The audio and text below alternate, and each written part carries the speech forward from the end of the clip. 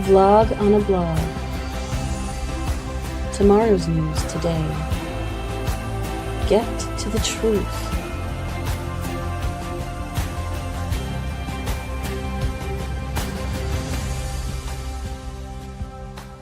Listen, learn, live. Visit us at yadaya.com. Yay, score. That was the sign of a touchdown. We made one last adjustment to the introduction. We prefer the listen, learn, and live outro to the intro as opposed to subscribe and that sort of thing, because we really don't give two hoots what you choose to do. It's up to you. If it is meaningful to you, you're going to subscribe to this message. If it's not, then you're not. So last thing we're going to do is ask you to do so. But we will encourage you to listen, to learn, so that you can continue to live. We have Will with us here. It's good to have you back, Will. You were one of the handsome fellows in that introduction. I think you're paired with Roger Bankston, aren't you? That's right. And I love it. I thought they did a great job with those. Yeah. And I really like the fact that we have Mariah and Deepo and John from the Gen Zers all intermixed in our presentation. So it's it's fun. The Wookiee is disappointed that he's been exiled currently, but boy, the Wookiee got a lot of play, so he can't be too upset. And he's just bemoaning the royalties. That's all. He is, well, yeah, he'll get the royalties on the continue to play. There was something 2 days ago that took place in Israel. We were going to cover it yesterday, but we had Deepo on the program, and with Deepo, I just find it a marvelous opportunity for us to celebrate the songs that he has created the visuals for. Sometimes, in fact, two of the songs we played yesterday, I wrote the lyrics to. Normally, it's Leia's lyrics. She always is responsible for the score, and she provides the suggestion as what she wants as the backdrop to it. And Deepo has been a stunningly effective, talented video choreographer of these songs. And what we found yesterday was just so interesting. As I asked him, where did you hewn that talent? Because that is the level of production that he was creating for these songs is theatrical. And he said, I felt a very strong call to contribute. And I wanted to contribute in any way that I could. And I knew there was lots of ways that I could contribute, including building websites. And he says, I'm fairly comfortable in a lot of different venues. So I was asked if I could create some visuals for songs. And this is how I learned that craft. And I mean, he's already theatrical in his production. What a wonderful story, too. The important part of that to me is that he didn't go away. I mean, he had contacted and reached out to me, and and I'm like, hey, I'll get you with Joe, and you can work on the website, and then that didn't work out, and that's not going to work out. What else you got? And then we put him on the glossary, and he's like, hey, I'm done with that. Now, what do you know what I'm saying? As opposed to this, what can I do? He's like, literally, I can do anything. I'll figure it out, and I'll do it. He didn't go away. Yes.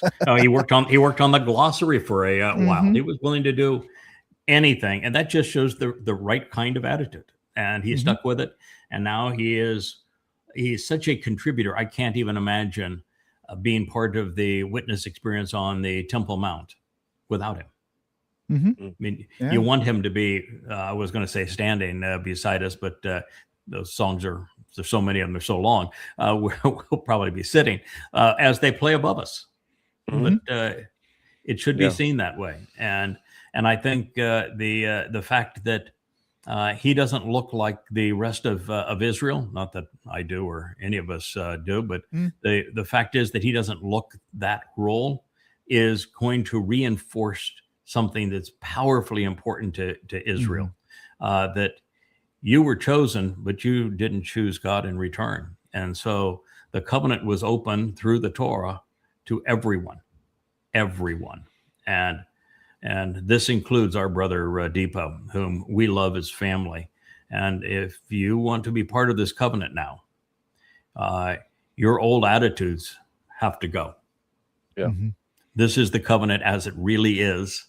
And if you want to participate, you don't get to change it Yeah. to suit your peculiarities. I just think it's and by the way, there are women in it too. And I know you don't like to spend time around women, but you're going to have to get over yourselves. Mhm. And we actually use Yahweh's name, and you don't like to do that, but they say, get over yourselves. It's time you change. So anyways, beautiful presentation. Okay, day before yesterday in Israel, we had the man that I disrespect second most in the world today. The most reprehensible man in the world today is Donald Trump, far and away. But the devil's advocate is Netanyahu. Mhm. And while we dearly love Israel, and we do these programs on behalf of Israel, calling Israel back home, Israel's a tough damn audience. And unfortunately, Israel is committing suicide with every post, with every breath. And the most suicidal of all Jews at this point is Netanyahu. He is in this endless march of war, as if death somehow is going to become Israel. Mhm. He decided to do as I knew he would, try to recover from his utter failures on October 7th of 23 by invading Gaza and destroying Gaza. He destroyed Israel. Mhm. That's right. Not destroy Hamas. And he never did go after the actual foe, which is Islam. He simply destroyed Israel. He didn't commit genocide. There's more Muslims in Gaza than ever before. But he might as well committed genocide of Jews, because Mm. he galvanized the entire world hatred over Israel for what he did. And now that we are on the precipice of having the world's economies and even food supplies tragically compromised because of his ongoing desire to re-engage in war with Iran, the world's going to double down on him. And they're not going to double down on him, isolated him. He took all of Israel with him. Mhm. And unfortunately, he is very difficult to oppose in Israel because they have the godforsaken parliamentary system, which is the system of bribes. Mm. Parliamentary, what they would call democracy, I won't call it democracy, is the worst system. I think it's worse than even having a monarch. And that's because the voters don't actually vote for men or women. They vote for political parties. And you can see just how violent the shifts are. Like in England with the parliamentary system, Starmer's party won with 2/3 of the vote. And 2 years later, he didn't have even 10%. Mm. That kind of swing is just shows you that there's no substance to any of this. Mhm. And in Israel, what happens, because there are some 12 different parties, you're all assigned, based upon the number of votes, you're assigned seats in the Knesset. And those are called mandates. And so each vote totals some number of seats. And because Israel has two very large, exceedingly inflexible minorities who vote like it was a religious duty, like they're ordered to do so. There's no democracy in it, it's religion. And that would be all of the anti-Zionist religious parties, the ultra-Orthodox parties, the Haredim and the ultra-Orthodox parties surrounding them. They collectively represent a little more than 20% of Israel. And then you have the Muslims that represent, and they have parties, there's Israeli Muslims, and they represent a little over 20% of Israel. And so you cannot offset in a parliamentary system a bloc that is bribed to support one candidate, one political party. They are bribed into supporting Likud because Likud has done a deal with the devil. They have said that they will take Israel down to allow the Haredi to be parasites, the Black Death of Israel, the Black Plague, such that they are not only exempted from defending Israel in the IDF, but they're paid enormous amounts of money to opt out of Israeli society. They lie about being Torah students. They're not Torah students. They're Talmud students. They wallow in rabbinical rubbish all day long. And they're paid to be useless. In fact, useless would be a favorable thing. Parasites are not useless. They're counterproductive. But they are literally paid to remove themselves from any potentially productive role within the society. They don't teach them math. They don't teach them sciences. They don't teach them languages like English. And so they're only schooled in rabbinic rubbish all day long. And therefore, they're prohibited from being productive. They can't be around women. Their diet is so restrictive that they can't be integrated into any functional system. Everything to them is a rule, and they play holier than thou with their goddamn rules. So they're useless, and worse, they're parasites. And the Likud party has long bribed them to saying, so long as you vote for us, we'll keep up the stipends, we'll keep you out of the IDF, and we'll create this little cushy nest for you. And this 20% is the death of Israel. So the only way to oppose a bloc like that with the remaining 80% of voters, you really don't have 80%. You only have 40%. It means you have 60% because you have another 20% of voters that are the Muslim parties. And the Muslim parties have only once joined a government, and that was only briefly. That was the joint party of Naftali and Lapid. So with those two groups being a 40% block, of the 60% in the middle, Israel is pretty divided. Divided between moderates and left and far right. And so there is really no way to get enough votes to have the 61 mandates to elect a prime minister without the Muslim votes if you're opposed to Netanyahu's bloc. And those that are in the middle in Israel and move towards the right aren't going to tolerate a government that is with even the most moderate of the Muslims. Although Netanyahu, one time when he couldn't form a government, tried to woo them into his camp. So it's not like Netanyahu has any credulity in this response, in this respect. So it puts them in a very, very difficult position. Now, most recently, there has been a massive, this was 2 days ago, a massive shift in Israeli polls. And it's because Netanyahu did something that only a psychopath can do. He mocked a man who lost his son in a war that he himself had caused. The goal.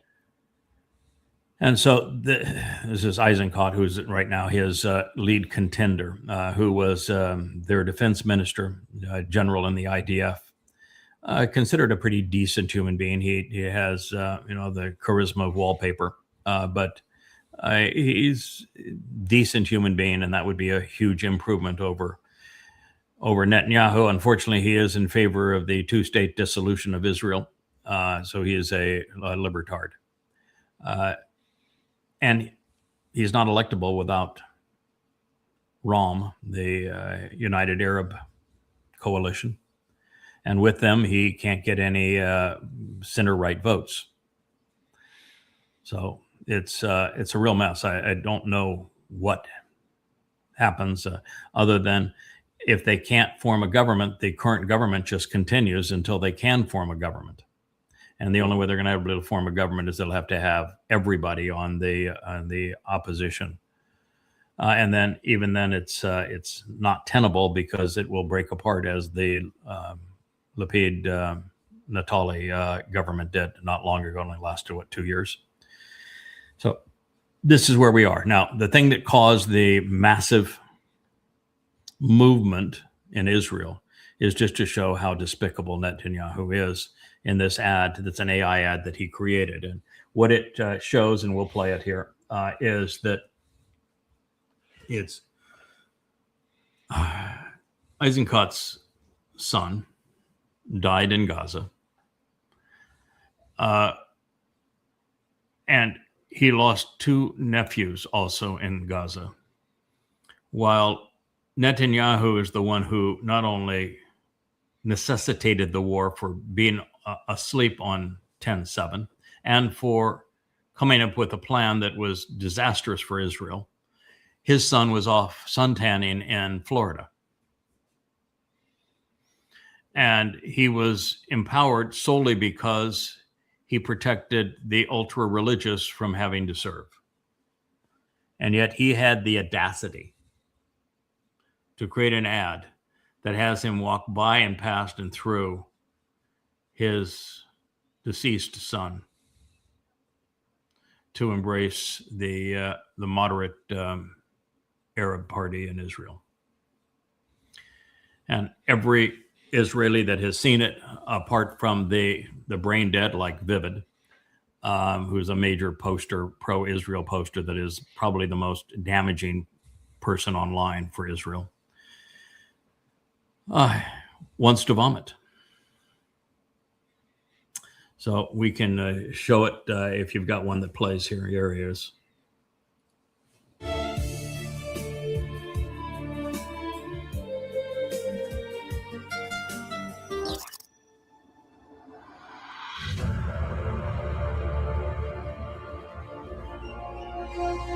לאיזנקוט אין ממשלה, בלי יאיר גולן והמפלגות הערביות. Now, of course, beyond the insensitivity, and that's not just sensitivity, the complete lack of a moral compass for Netanyahu to create an AI ad that has his chief rival walk past and ignore the son that he lost to a war that Netanyahu caused to happen by his negligence. And then embrace Ram when Netanyahu himself has embraced Ram. And Netanyahu's son is sunbathing in Florida. Mm-hmm. Is the kind of scum that we witness in the White House of the United States. Yeah. Oh. There should be no recovery for this. If you are right wing, I don't give a crap that you don't like Eisenkot. Doesn't matter. You can't continue to support this fool. And you need to get outside of your own blinders, because he has destroyed Israel around the world. He has universally turned the entire world against Israel. Israel is the most hated state in the world by a wide margin. They're isolated from everybody, and the only country that gives them any lip service is the United States. And the United States, the game's over. I mean, young Americans are almost universally anti-Israel. The Democrats are almost universally anti-Israel. And Trump is the great betrayer that was spoken of in the prophets. So, and he has already decided that he is done with Israel. Mm. Yeah, I was looking through the feed today to try to get to this, because this post was from a couple of days ago, and I'm scrolling. I'm like, oh, I can't find it. Maybe they took it down. You know, I mean, once it's on the internet, it's out there. But I'm like, maybe they had the good sense to say, hey, gotcha, it was in bad taste. They're going to throw some staffer under the bus. You know what I mean? And we're going to take it. Mm-hmm. Nope. It's still out there. None of You're that is happening. comfortable with it. Yeah. Yeah. And of course, the opponents of Netanyahu were going to play it and play it and play it. Yeah. And they should. And they should. No question. Yeah. Yeah, they should. All right, sir. We'll let's go back to the top of our feed here, and we'll talk about the items in the news. Something happened yesterday that is vomit-delicious here in the United States, and that was the legacy of the warmonger, the devil's advocate there on the list. Israel's not the only country in the world with a devil's advocate in politics. Lindsey Graham, the now deceased Lindsey Graham, was the devil's advocate. He was a maniacal despot in America, fanning the flames of death and destruction everywhere. His legacy is to have the U.S. Congress in a narrow vote approve the $1.1 trillion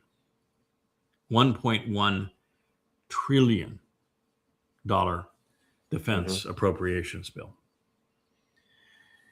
There was the longest time that the Department of Defense was $200 to $300 billion, and still it was about 80% of the entire world spending was the United States.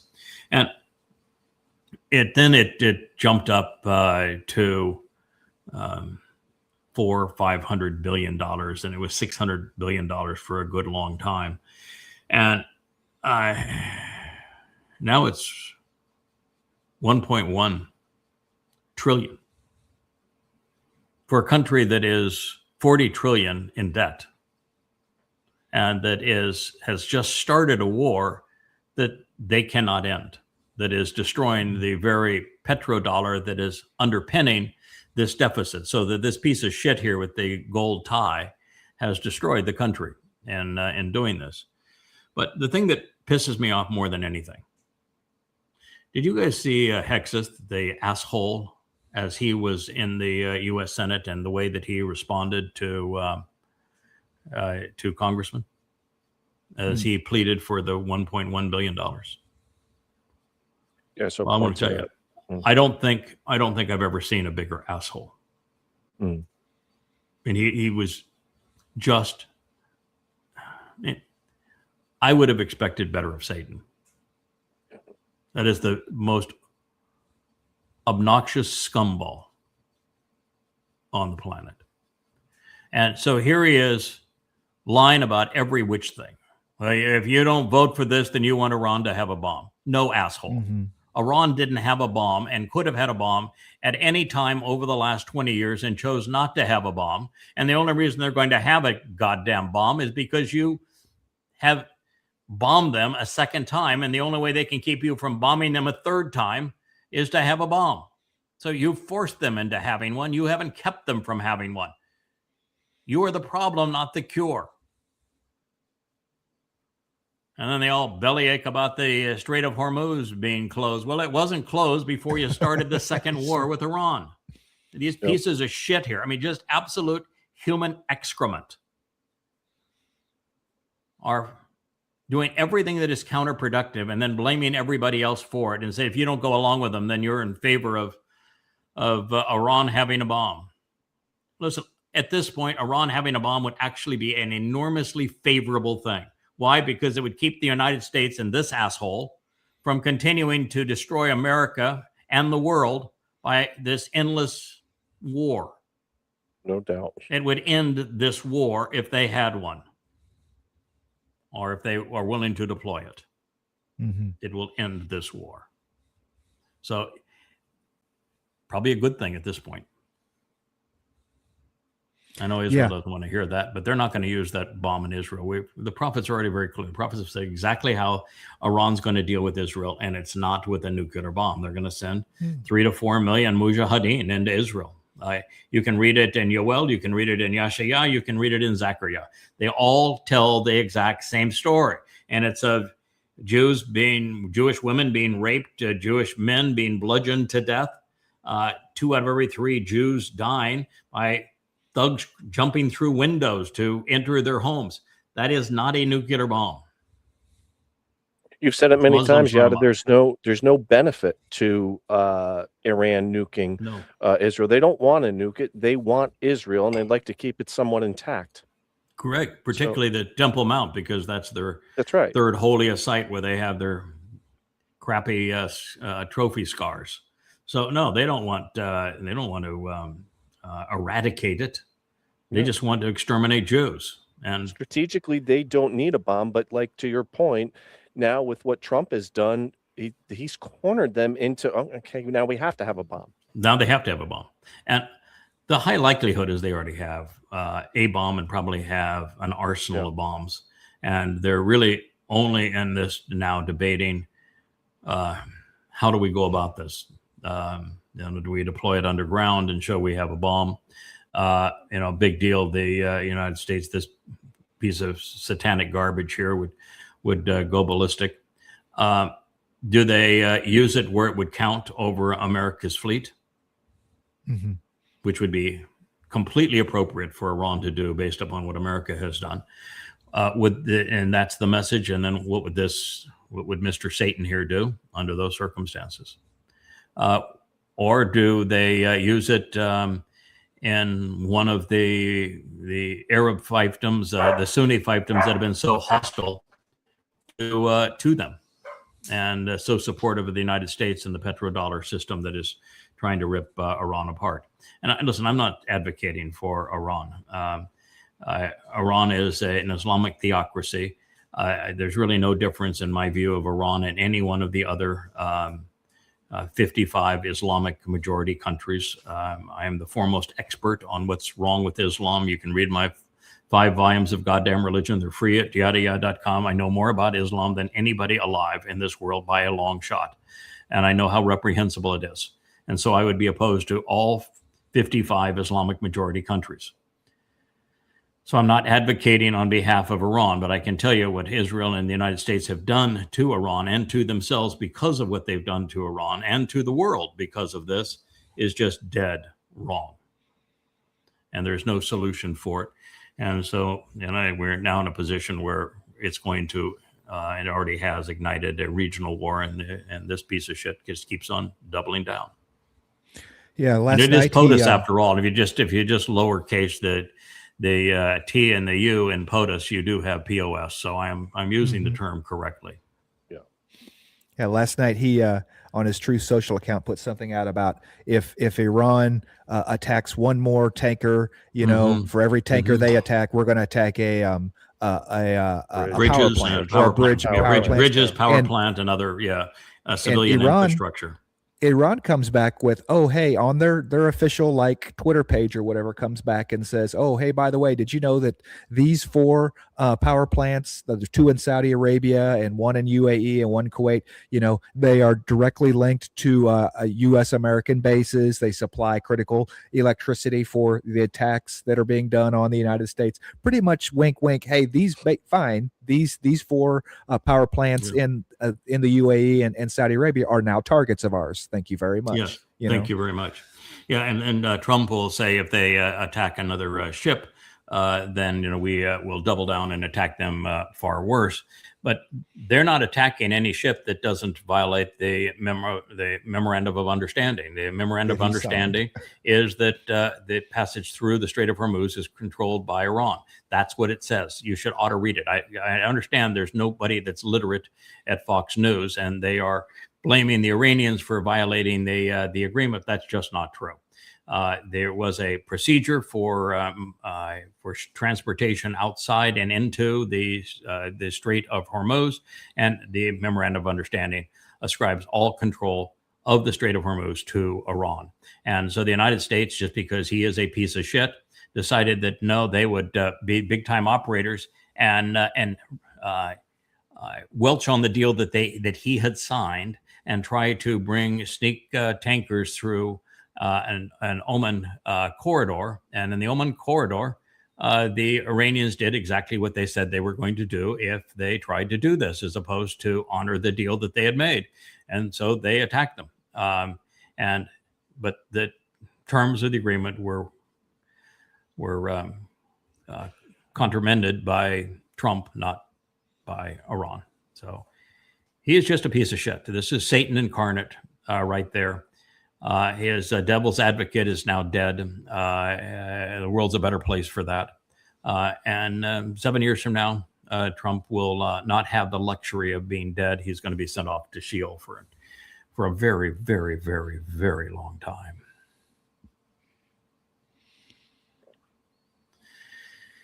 This is the first conundrum that I solved when I started doing as Yahweh had asked me to do. After I finished my work on Islam, exposing and condemning Islam on behalf of his people, I resolved this conundrum.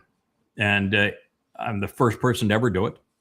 And it's one of the most important insights ever, and I think in human history, is that in religion, heaven or hell is one or the other, is the terror that is used to control the masses. Mm-hmm. Whether it be Islam, where the torment in hell is perpetrated by Allah turning people over a cauldron of fire, making them drink molten pitch and roasting their skin off only to give them a new skin so we can roast them some more. Or in Christianity, where it's perpetual torment and fire. Hell, fear of hell is what's used to control people so that they become easy to manipulate.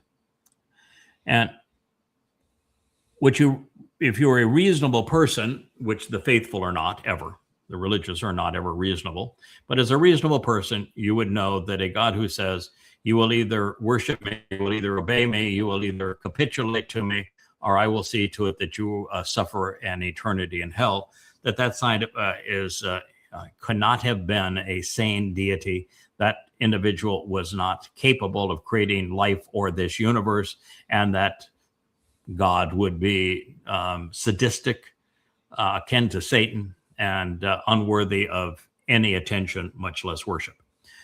So if you're a rational person, you know that if that is what the God said, that God is not God. He is a demonic influence. And that is what keeps a huge percentage of atheists and agnostics, is that in every religion, that's what they propose, with exception of Judaism, where they deny everything. They deny heaven, they deny hell, they deny salvation. It's a religion for the purpose of being religious. So what I learned when I started translating Yahweh's testimony, and I began in the book of Hosea, which you'd think is a kind of an odd place to start because a friend of mine, the man that actually taught me to write 25 years ago, and write in the form that you could actually compose a book. Anyway, that's a skill set that not a lot of people have. And he taught me how to do that. And he was writing a book himself, which I named for him, Future History. And in that book, he began with a analysis of the book of Hosea. And he asked me to review it. And I said, well, okay, I'll do so. So I decided I would go right to the core of it and see if I could understand it from the Hebrew. And that's when I began to translate. And I've probably rewritten my translation of Hosea now 15 times over the last 25 years. But even in that first time, without much skill in the craft, I recognized that God was saying that the vast preponderance of souls simply die. The end of their mortal life is the end of their life. There is no punishment. There is no reward.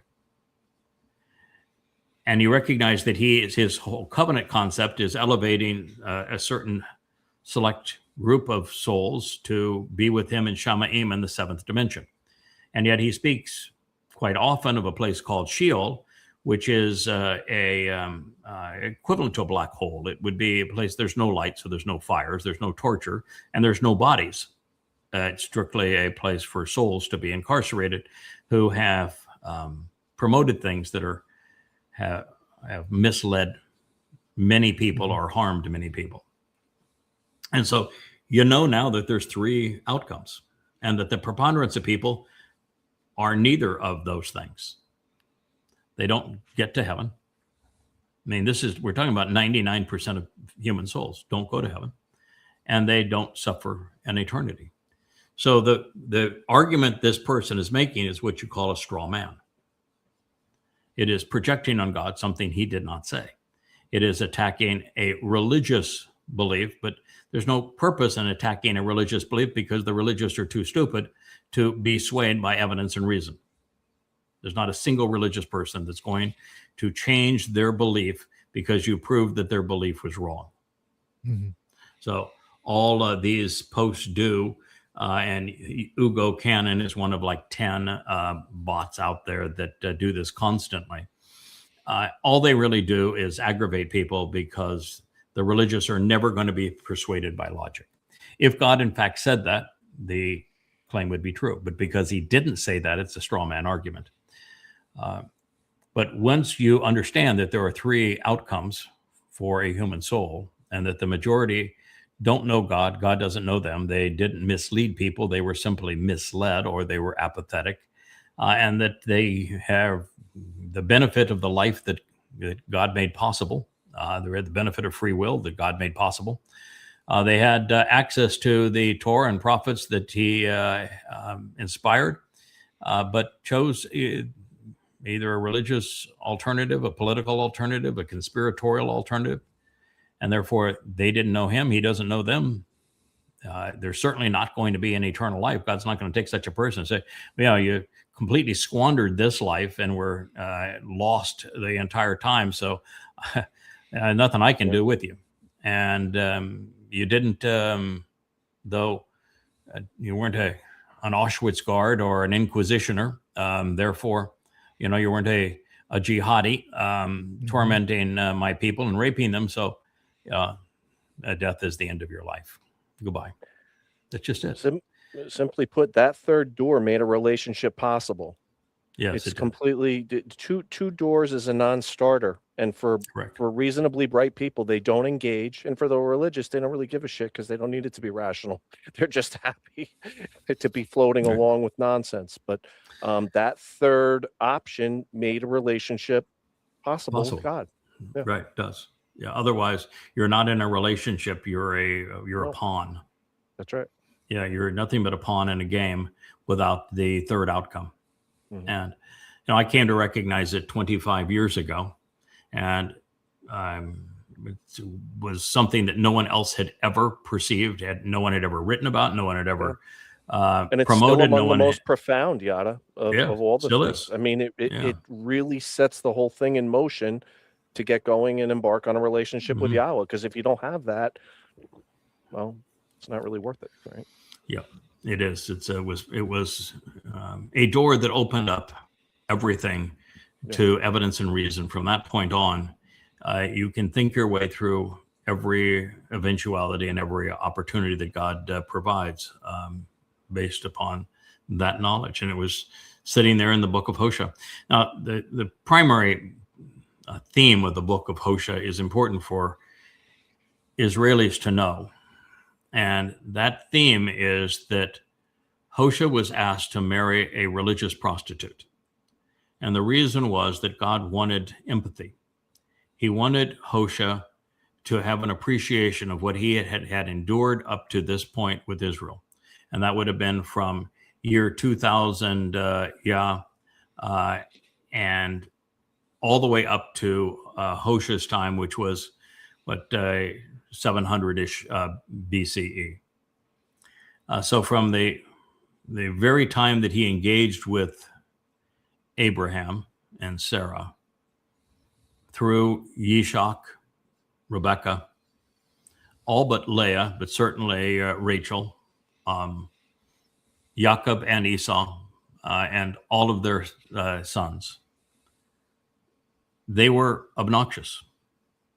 And it went worse from there. I mean, I'm dealing now with Hosea in the 10th chapter, or Isaiah in the 10th chapter, and he's writing this travel log as to how we get to the Choder. And every word that he brings up is right in your face, Israel. This is who you are, and it's really nasty. So in the book of Hosea, Yahweh is telling Israel through the prophet Hosea that your religion, your propensity to be religious, has caused you to be completely unappealing to me. You have broken the covenant, and the first condition of the covenant is that you have to walk away from religion, politics, and conspiracy. And so you have wallowed in religion, and that's not salvageable. I can't fix that. And while you're religious, I can't even relate to you. So I'm divorcing you. This is my letter of divorce to you. I am leaving you. I'm going to heaven, and I will not return to you until you return to me. And that sets up the entire story, because the return is only with the remnant. There's two ingatherings prior to that, Shabuah and Teruah, one in about 10 months and the other 7 years. And then this final remnant, and that's all that returned to Yahweh. And so, the Israel posters like to have, well, Hashem has our back. No, he doesn't. Mm. None of your back, none of your side, nothing. He is, at this point, all he is angry and disgusted at you because you become so religious and so political. So that's the principal theme of the book of Hosea. It's the divorce decree between Yahweh and Israel. Now, because he divorced Yahweh and Israel doesn't mean that he went and found somebody else. Israel is still his chosen, and he's going to wait for them to return and choose him back in return. Doesn't mean you're excluded if you're not part of Israel, because you can become part of Israel. The Torah provides a way for that to occur.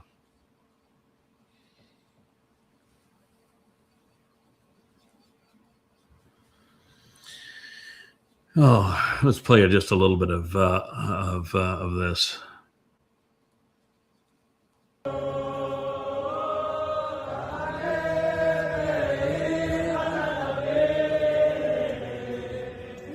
Where are they? What are they singing to? Yeah. What are they bowing to? Well, it's not a mosque. It's the Dome of the Rock. The mosque is to the right of that. If this is the western side.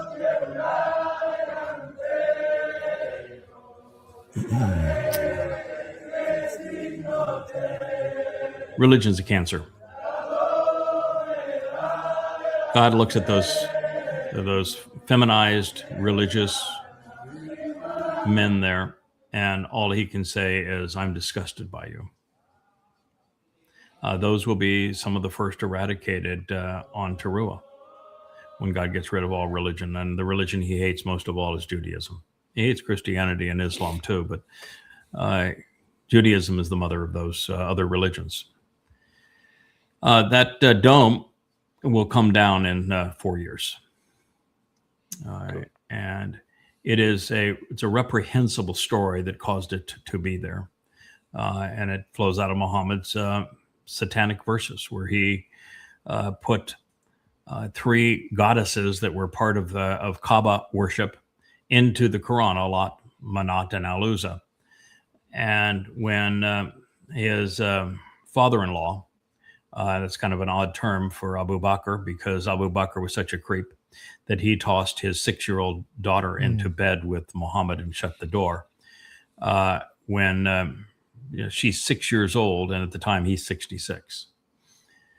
So he's quite the creep. But he complained. He says, "You were promoting a monotheistic religion, and now you've just taken 3 of the Kaaba's goddesses and included them in." And they actually didn't include them in with all that Al-Rahman and Al-Rahim and the Rabbi, which is my Lord, were gods prior to Allah. But nevertheless, the way it reads now is that Muhammad's excuse was that all of Allah's messengers speak on behalf of Satan.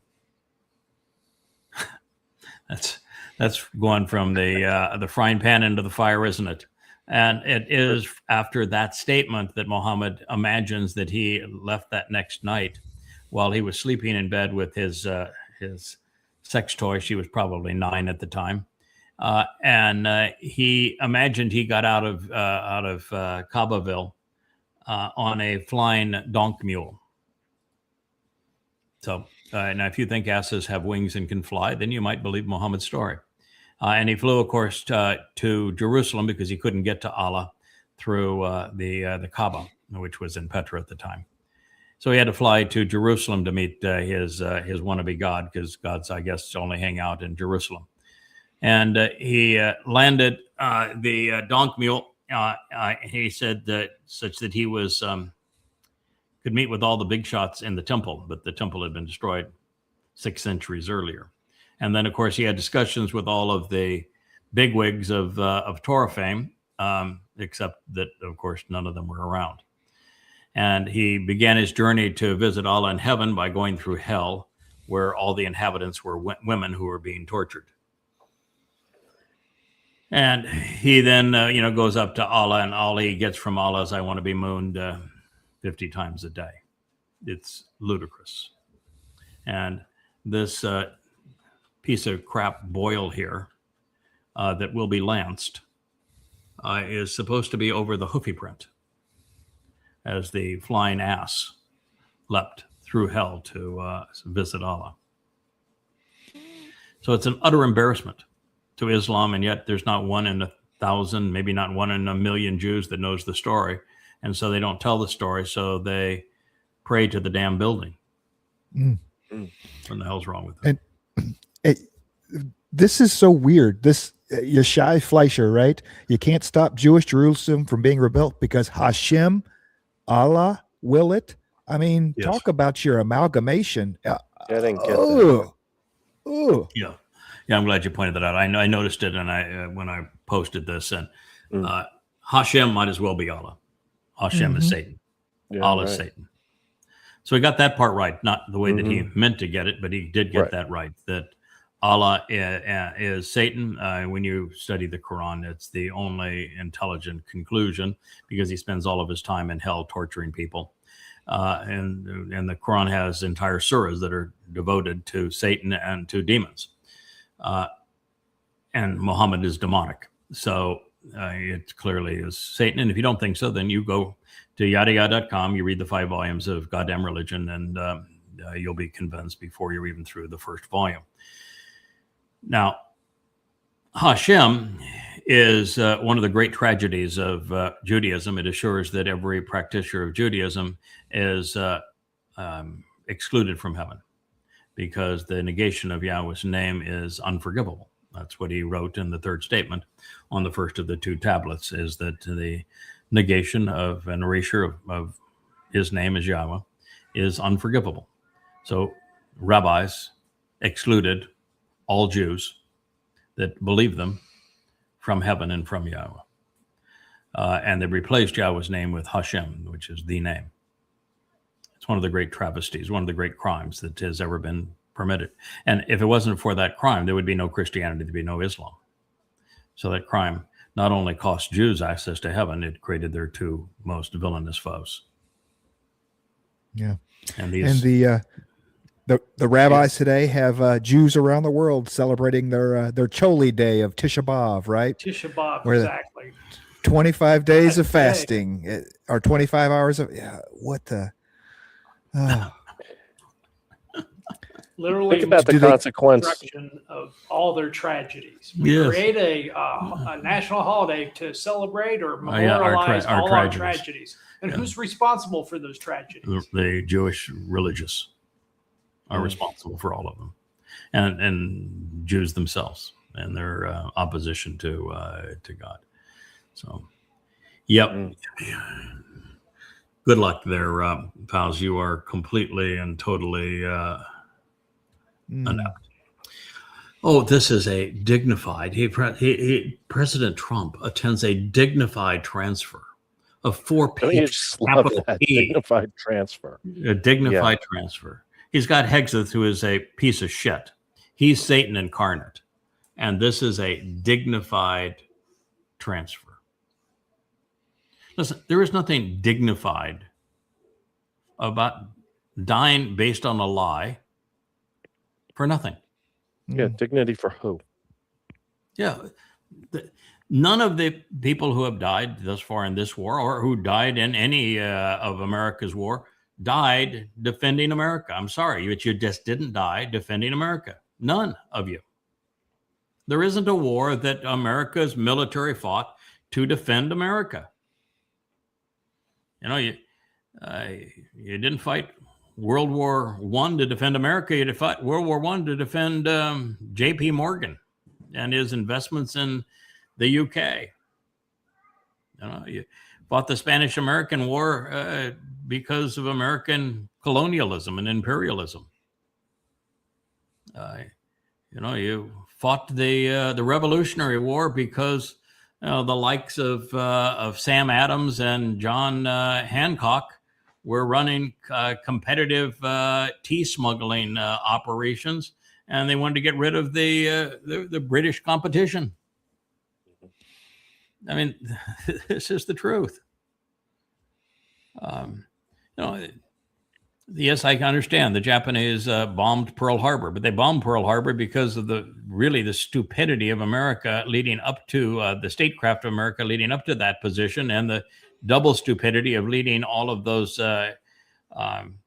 warships there. Now, of course, the America knew this was going to happen, which is why the only ships that had any value, which were the aircraft carriers, were gone, and the battleships, which had no value of any kind, were sitting there as sitting targets of something that the Japanese could go kill, and the Japanese didn't do it because they were going to invade Hawaii, or they were going to invade, which of course America stole, or they were going to invade the West Coast or East Coast of America. They had no intent to do any of those things.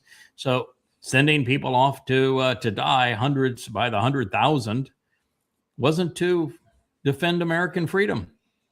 No, it was to make people fabulously wealthy and to create what was an immoral choice, sending overall 400,000 Americans to their death to avenge the death of 3,000 is pretty damn stupid.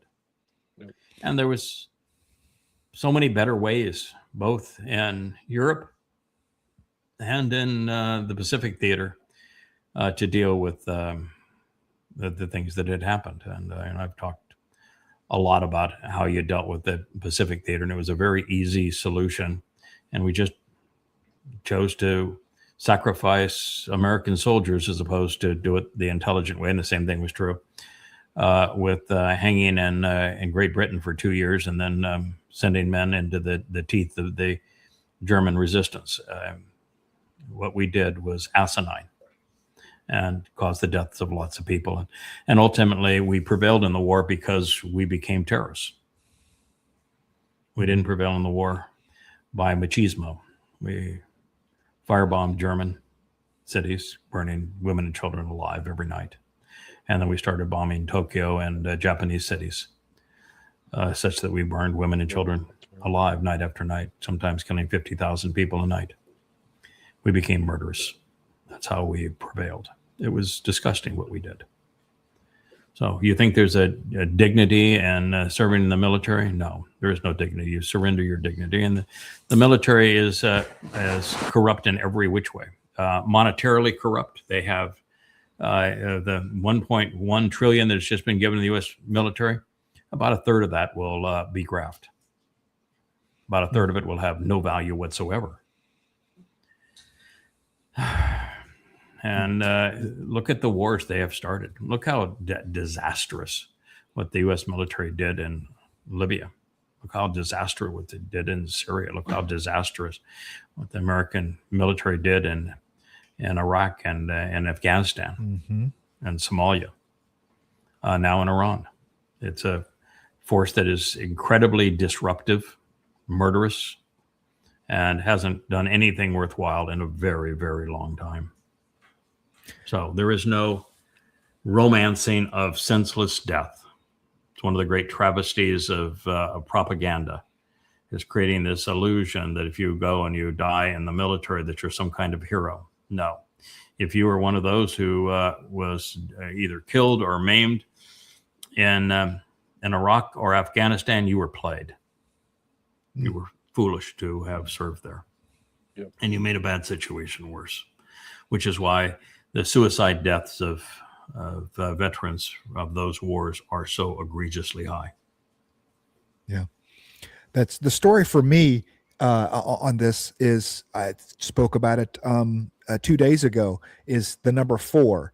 2 days ago, we had the one little girl's picture that we wanted to circulate that was lost in this war with Iran, and then that we saw the missing guy. So there was 2, and now we have 4, and the president's saluting them coming. We're starting to ramp up. Hey, we need to defend these avenge these deaths of our American patriots and go get them. And the only way to get them is a land war. Soon he's going to have 400 and then 4,000 and maybe 40,000 the way that he's going. Yep. He is insane, sufficiently insane to invade Iran. I'm not saying he will invade Iran, but I'm saying that he is sufficiently insane. Yeah.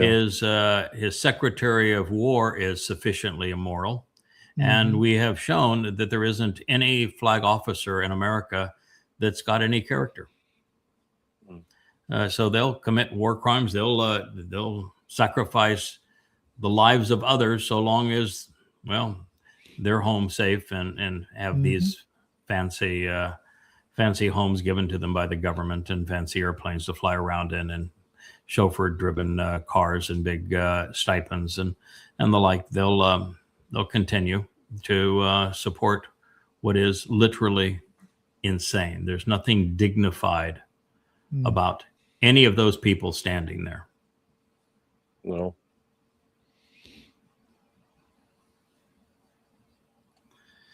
Oh, here's this point forward, the Islamic Republic of Iran shoots a ship in the Strait of Hormuz. Well, they'll only shoot a ship in the Strait of Hormuz if you tell them to go violate the agreement that you signed.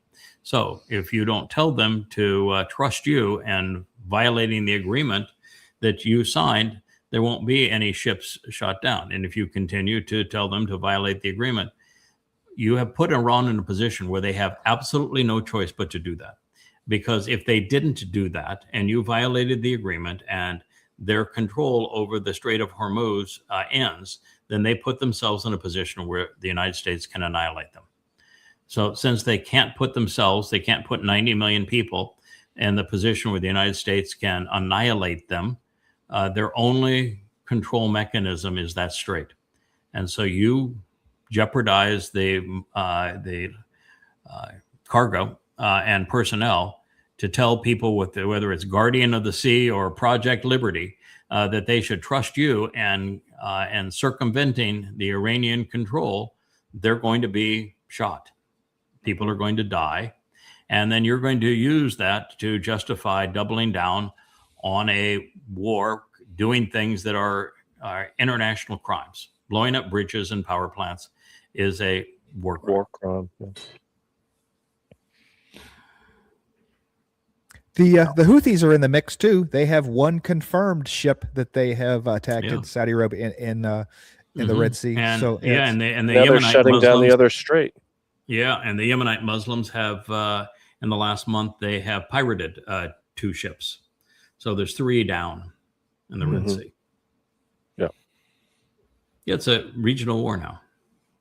Out of way, Donald J. Think about that. We have another strait that's gonna be closing down in the Red Sea, and we're working out a deal now with Saudi Arabia so that they can go nuclear.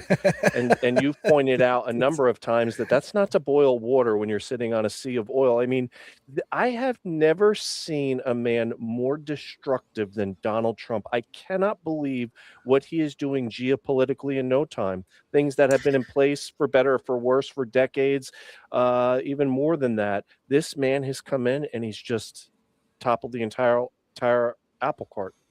Yeah, he is the most insane and out of touch, destructive, deceitful, egomaniacal narcissist to have ever led a country. And all the long history of humanity, we know of lots of really, really disgusting leaders. Yeah. Nero, Caligula. Our example, Genghis Khan was a pretty ruthless son of a bitch. Tamerlane, disgusting. Muhammad, disgusting. There's been a lot of really big creeps out there. Stalin, Mao Zedong, Hitler. When we put it all together, You can look at the film of the speeches. You can read the words of the most villainous men who have ever led nations or armies. And it's already to the point where Donald Trump is the worst of them. Yeah. And he's just getting going. And that's remarkable. This is the man that the prophet spoke that was the incarnation of Satan. He is betraying Israel and the world. And we have, of all things, Christians that are enabling him. So the religion that turned God into a man so feeble that men could kill, and whose symbol is a dead God on a stick. Those who are so easily to fool are the very fools that have promoted Satan to president of the United States, and he is destroying the world.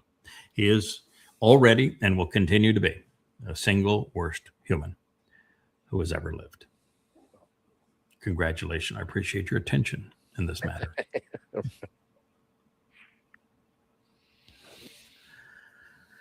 When created, now, this is just silly. I mean, how could you not know the answer to this question? If Adam died at the age of 930 years, which is interesting because that's Noah's time as well, but he was not born as a baby. It was created as a full-on adult. Yahweh can do that pretty regularly. It's something that he's pretty good at and has done it a bunch of times. Then if he was created, so what did they use to start the count? So you think you have to have a pregnancy to start a count? I mean, if you go and you go build something, you go build a house, do you start your count when the wood for the house was a seedling, or do you start? Built the house in year 2000, therefore it's 26 years old. He conceived Adam, who, by the way, wasn't wearing a dress. He was not transgender. And the truth of the matter is, he was 6 years old. He had been in Eden for 6 years when Adam was moved out of the garden for failing to listen to God's instructions. It's that story, same thing. Listen, learn, live. He forewent the first two and lost on the third. Fortunately for him, God cared for him more than he cared for God, and he's been given second, third, fourth, fifth, and sixth chances. But this is really pretty stupid. So vivid. Prime Minister Benjamin Netanyahu today, together with God's help, we will ensure the eternity of Israel. Bullshit, pal. Vivid is just the most reprehensible force on X. He is the most popular poster of propaganda on behalf of Israel, and every post that he posts is destructive of Israel, without exception. This is the man who single-handedly destroyed Israel's reputation in the world and isolated Israel, making it vulnerable, so that the state of Israel has been checkmated. It was checkmated in the Memorandum of Understanding. Checkmated. That means you lost. The game is over. You have no alternative. There's no play that you've got left, Israel. You've entered the time of trouble, and this man has blood on his hands. He is the one most responsible for the demise of Israel. And Vivid, you're out there promoting him. I mean, you are just a scoundrel. It's 1,000 shames on your house. And by the way, you do not have God's help. I know him personally, and he's disgusted with you.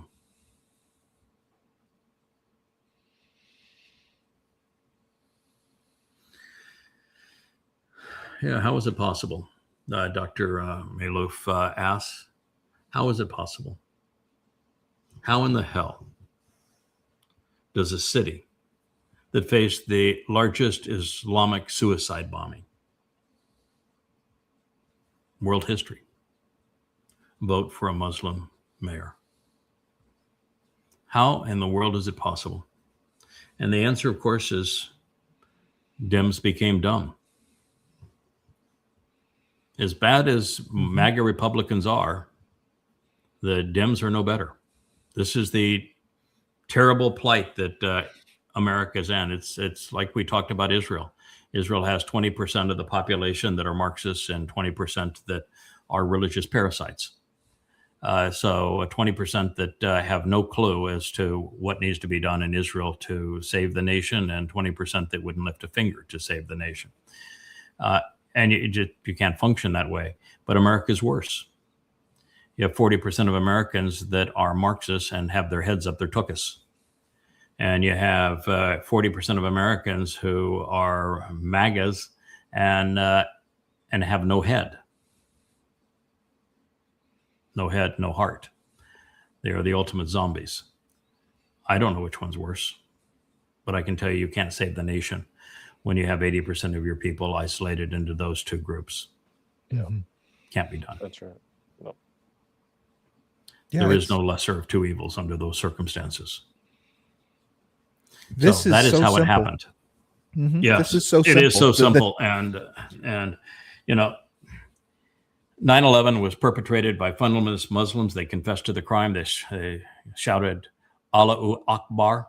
And we found that 100% of the participants were Muslims.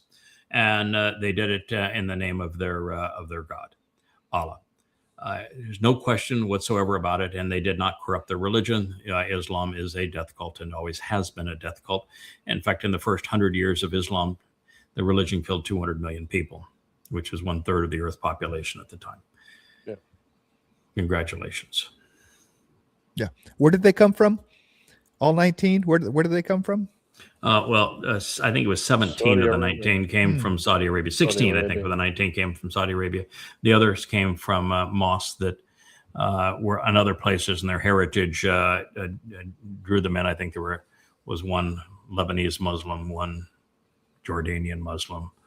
But the locus of concentration was the land where Islam was born, Saudi Arabia. Mm-hmm. Yeah. Unbelievable. The tagline, 9/11, never forget, right?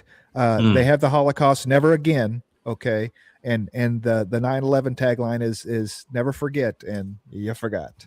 Yeah. That's exactly. I don't think they forgot.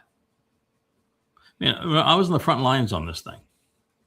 Not only did I spend a lot of time at the top of the World Trade Center, giving speeches and other kinds of business affairs there. I wrote the two most definitive books on Islam at the time. Mm-hmm. I'm the only person that interviewed Al Qaeda and lived to tell the tale. I did 10,000 radio interviews on this. I mean, I was in the midst of this fight, and I can assure you they didn't forget. They never understood. Mm-hmm. Yeah.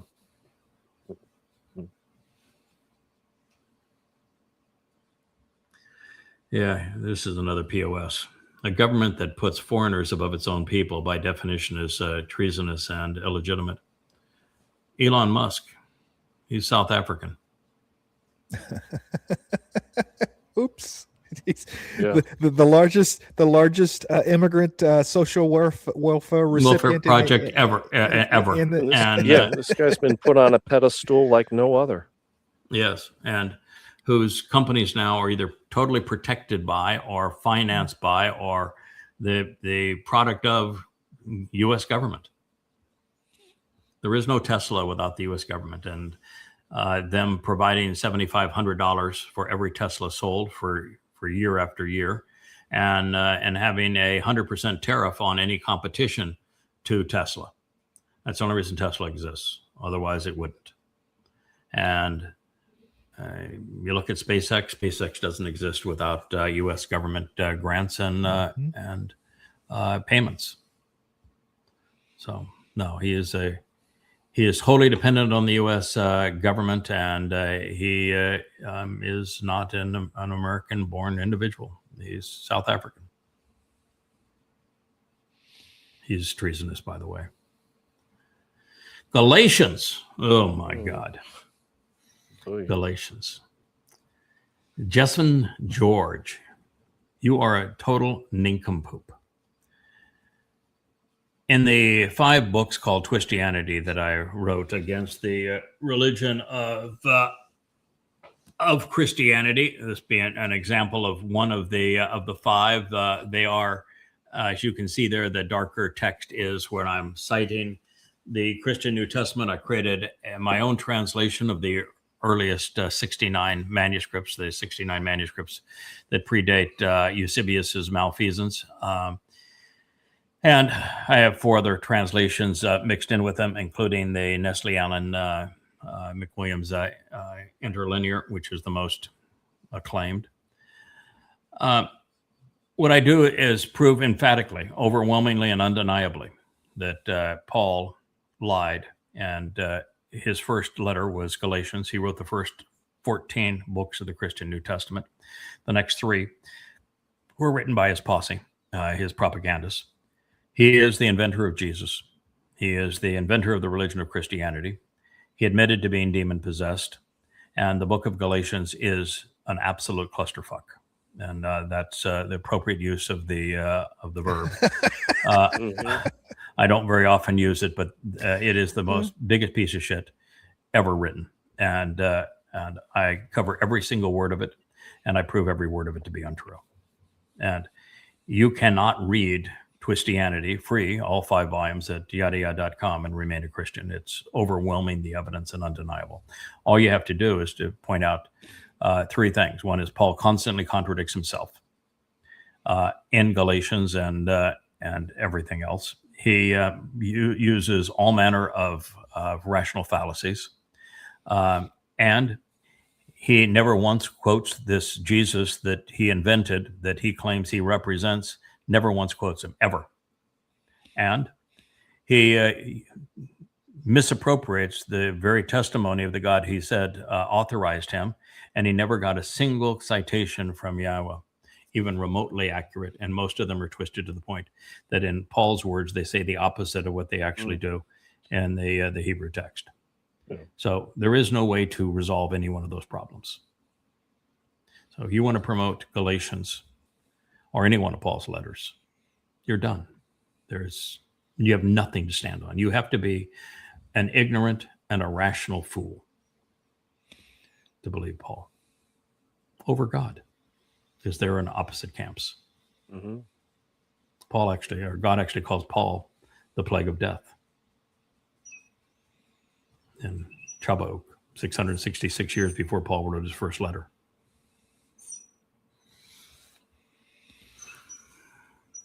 Yeah, this whole quote is just weird because it's all about God will reward for whatever thing, I guess. It's about timing, right? And so this idea that our timing isn't God's timing, or there shouldn't be a linear progression of I do X, Y, and Z, and so therefore the thing happens, right? No, that's not the purpose of it. No, that's not the purpose of it. Religion's a really sneaky thing. What religion basically says is, okay, your life is not worth living. We have total control over our lives are great, but your lives are really shitty. But if you go along with this program and you continue to live this shitty life under our control, just hang in there. There'll be another life, and in that next life, you'll be rewarded for submitting to our control. Yeah, especially if you don't bitch about how horrible things are right now. Yeah. It'll be wonderful for you. Right. That is the nature of all religions, every single one of them. We're going to control you by acknowledging that we have made your life really shitty, but you'll get a reward in the next life. And the whole thing is you suffer now, God will reward you for suffering later. Mm-hmm. Just hang in there. Just hang in. Of course, there's never been a delivery on that, but that's the lie that has underpinned all religions for all time. That is the lie that's being promoted here. Paul had no following other than, he had somebody that like Barnabas that was with him, and then he cursed Barnabas. He tried to win over Shimon Kefish, who's known now as Peter, and then he had to condemn him. And he was condemning Yahukan and John. He condemned Jacob. When he finally is writing Timothy his last letter, he says, I've been abandoned by everybody. And his whole life was just a shit show. He was miserable. And no one believed him because, well, it was obvious he wasn't telling the truth. It's just same thing in the Quran. Those who knew Muhammad best, those who actually listened to him, those who knew Paul best, who actually listened to him, knew he was a bag of manure and wasn't even remotely telling the truth. And so he even had to use this line for himself. Okay, so everything has ever gone bad for me, but I have hope that it'll turn around. Well, of course it didn't. He died in Rome in 66 CE, completely alone and miserable. And if you believe him, you will die alone and miserable too. I was just trying to juxtapose it with Yahweh's 7 Moed Mikre, the right timing of things, would not understand the right time. No, there's no juxtaposition of anything. He was opposed to the Torah. So this is Hexus walking down. Boy, what an ugly hallway. I mean, God, look at that ceiling. I mean, reasonably low ceiling, all gray walls, no gray floor, linoleum, faux gray walls, gray ceiling. I've seen tombs that are more appealing than this. It looks like a mausoleum in there. It looks like a mausoleum. Absolutely. As I said, I've seen tombs that look more appealing than this. And you have the secretary of assholes walking down, and somebody reports, just say to me one thing: how are you going to win this war? How are you going to win this war? He just walks right past him. And the answer is he can't answer the question because there is no way to win this war. There's literally no way to end the war. There is nothing America can do to prevail. That's why the 2 agreements, the one verbally that Trump accepted and the one that he signed, were surrender documents. The war cannot be won. There is literally nothing that can be done. And America really has 3 choices: to continue and to destroy the world in the process. World starvation and economic collapse will be the consequence worldwide if America continues the war. Second is to go back to the memorandum of understanding, which is to write a surrender document and agree to surrender. And number 3 is to do what we did with the Houthis. When America lost to the Houthis, we declared victory and sailed away. Those are the 3 options. There is not a 4th. Sorry for the Trump tush talkers at Fox, but there is no 4th option. That's it. And I'm not coming up with this as a Monday morning quarterback. I talked about this a year before the first American bombing, a year before the second. I've been talking about this for a long time because I knew it was inevitable, and I knew that it was an unwinnable strategy. Yeah, it's best option. Just go away. Just pack up the tent and leave. The best option is actually the Houthi option, which is that you acknowledge that we lost a lot of money in weapon systems and airplanes and drones and the like, and we made no impact whatsoever on the Houthis. And so what you do is you declare victory and you sail away. Now, when you do that here, you have a bigger issue because your bases have been destroyed in the area. Your relationships with the Arab fiefdoms that were essential for the petrodollar have been destroyed.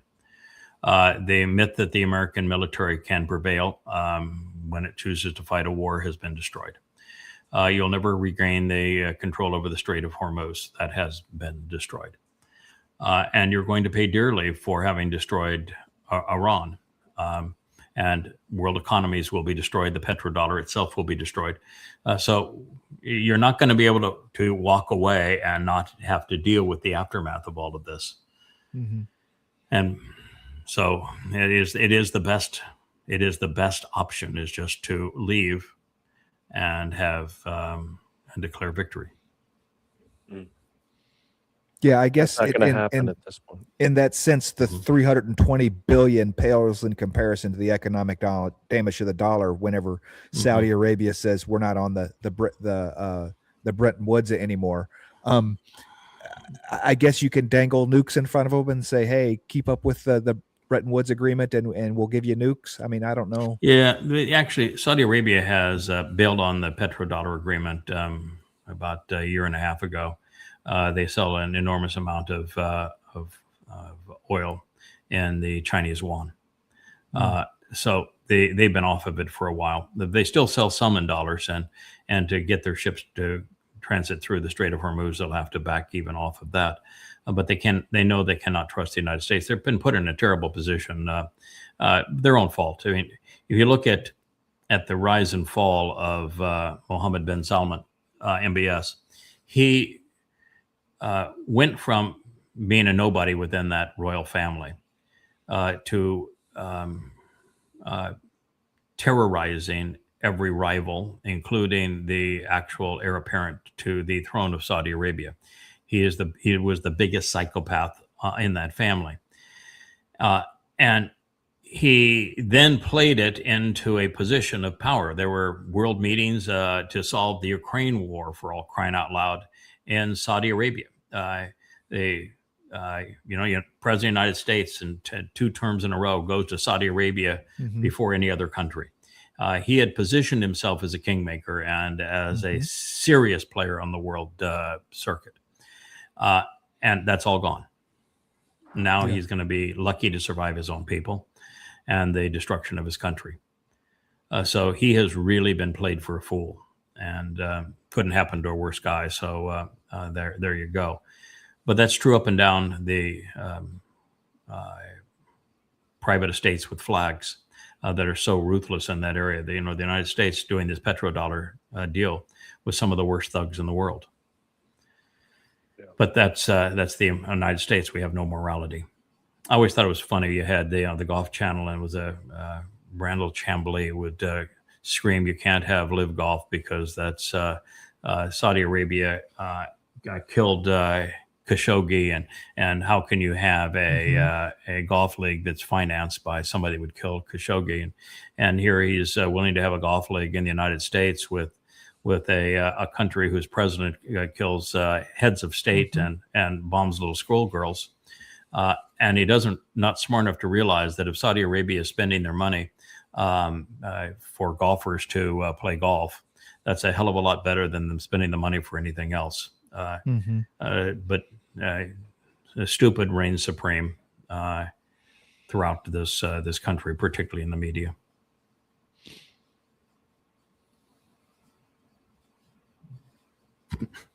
Nobody greater than Jesus. Well, sure. I must be, because I must be. And I have to be, since I killed it. I killed him, yeah. I absolutely. Nobody greater than Yada. Yeah, so title. I'm going to tell you, there can't be anybody. Well, I'm not going to say there's nobody greater than me, because Dode is clearly greater than me, and I was greater than Dode.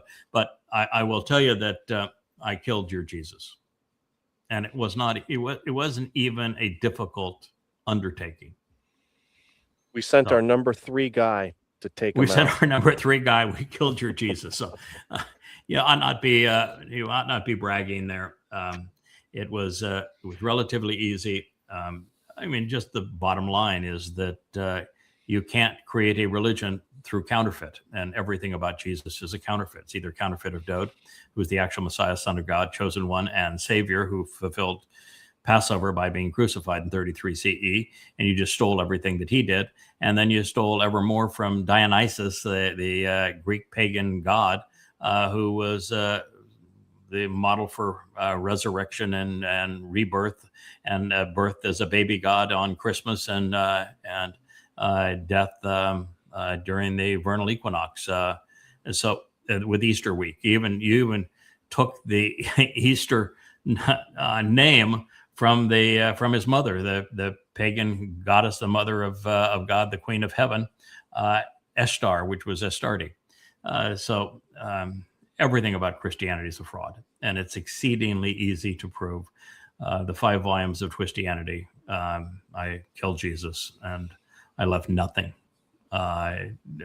Nothing. There's not a shred of credible evidence that can be marshaled in favor of the myth.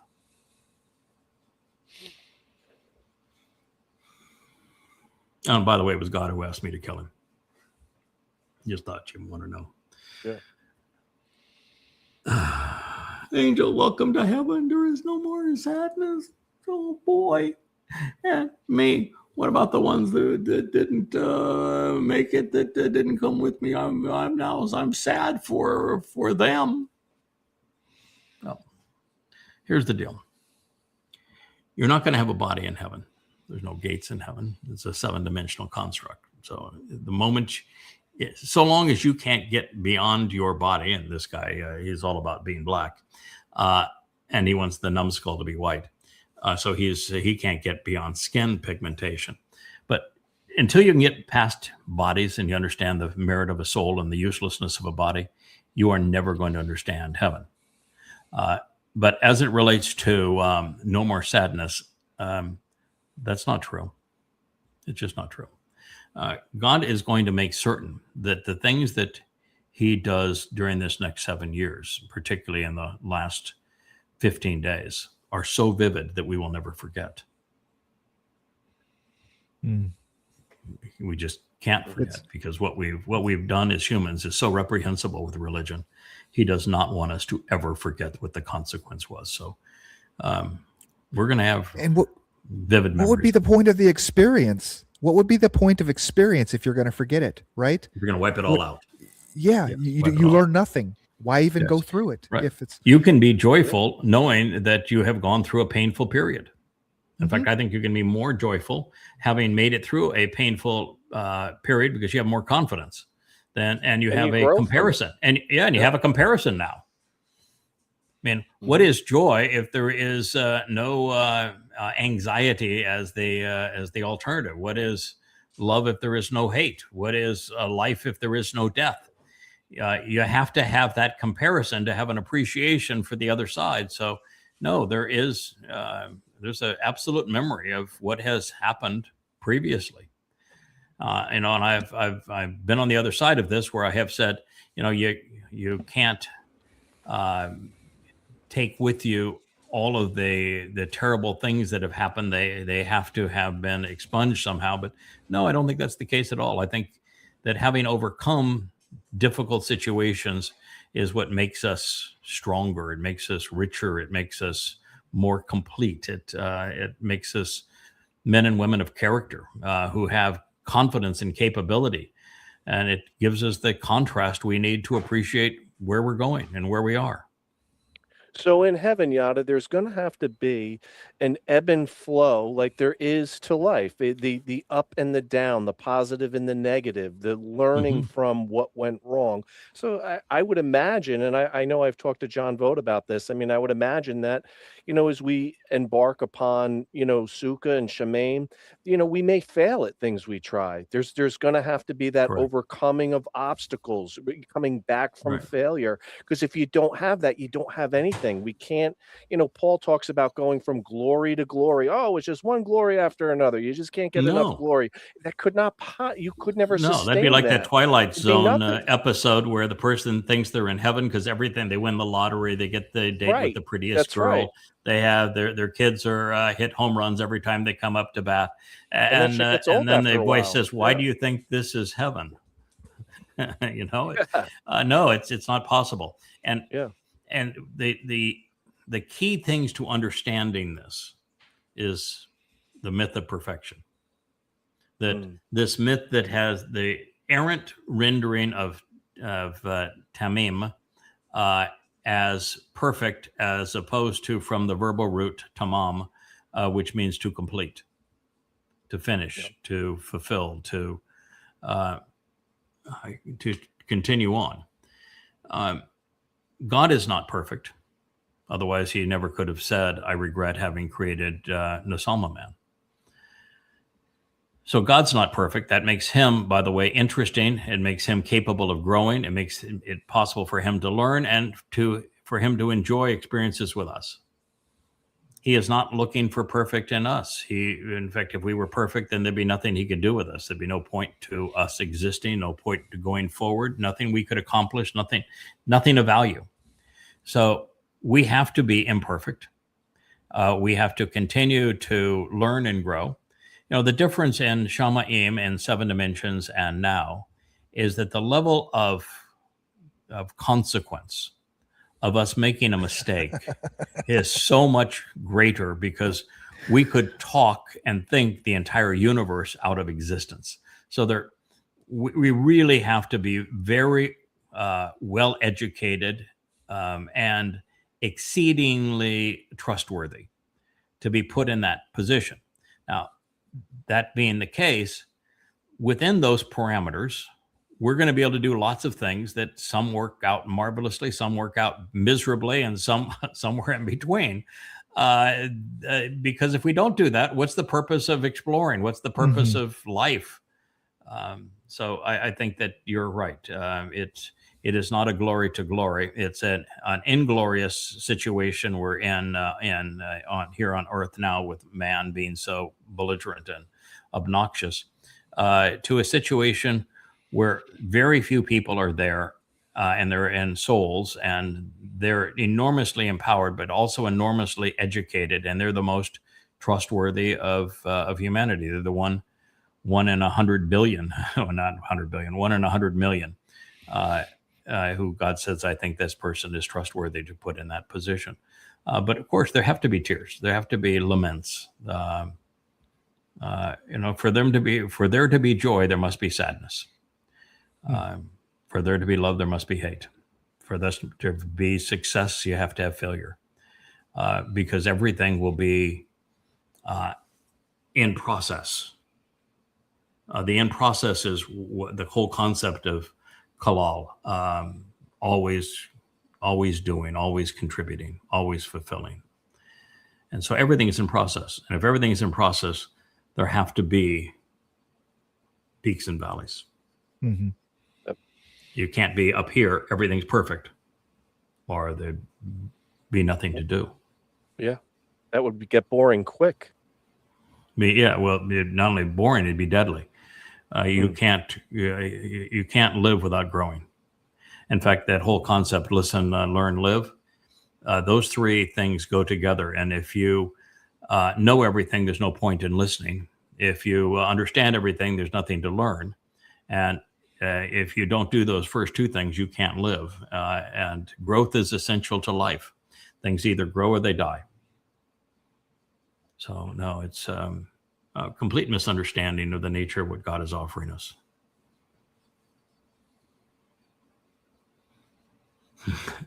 So they're marching in the streets of the UK. Allah, Allah, who the F-bomb is Allah. It would do people some good, rather than just taunting folks, to actually know the answer to that question. But you look at this scene here, and the people in the street are celebrating Islam. Well, not all of them, but some of them are. You can see they have the head dress on and the scarves on and that sort of thing. So it's really an interesting mix. I don't know what this ragtag group is, but it's not very impressive. And it's just sad. You want to know who Allah is? Read Goddamn Religion. Now, this is volume 1. There are 5 volumes like this. They are 825 pages apiece. In these books, I cover everything that can be known about Muhammad, about Allah, and about Islam. There's literally nothing that you can know about Allah and Muhammad and the inception of Islam from the Quran and Hadith that I do not present in those 5 volumes, and they are irrefutable. I base the entire case against Islam on Muhammad's and Allah's words and deeds. And I prove that Allah is not a God and Muhammad's not a prophet. And as a matter of fact, they are far worse than just not being those things. They're the antithesis of those things. So rather than chanting, fill your brain with some information that's useful.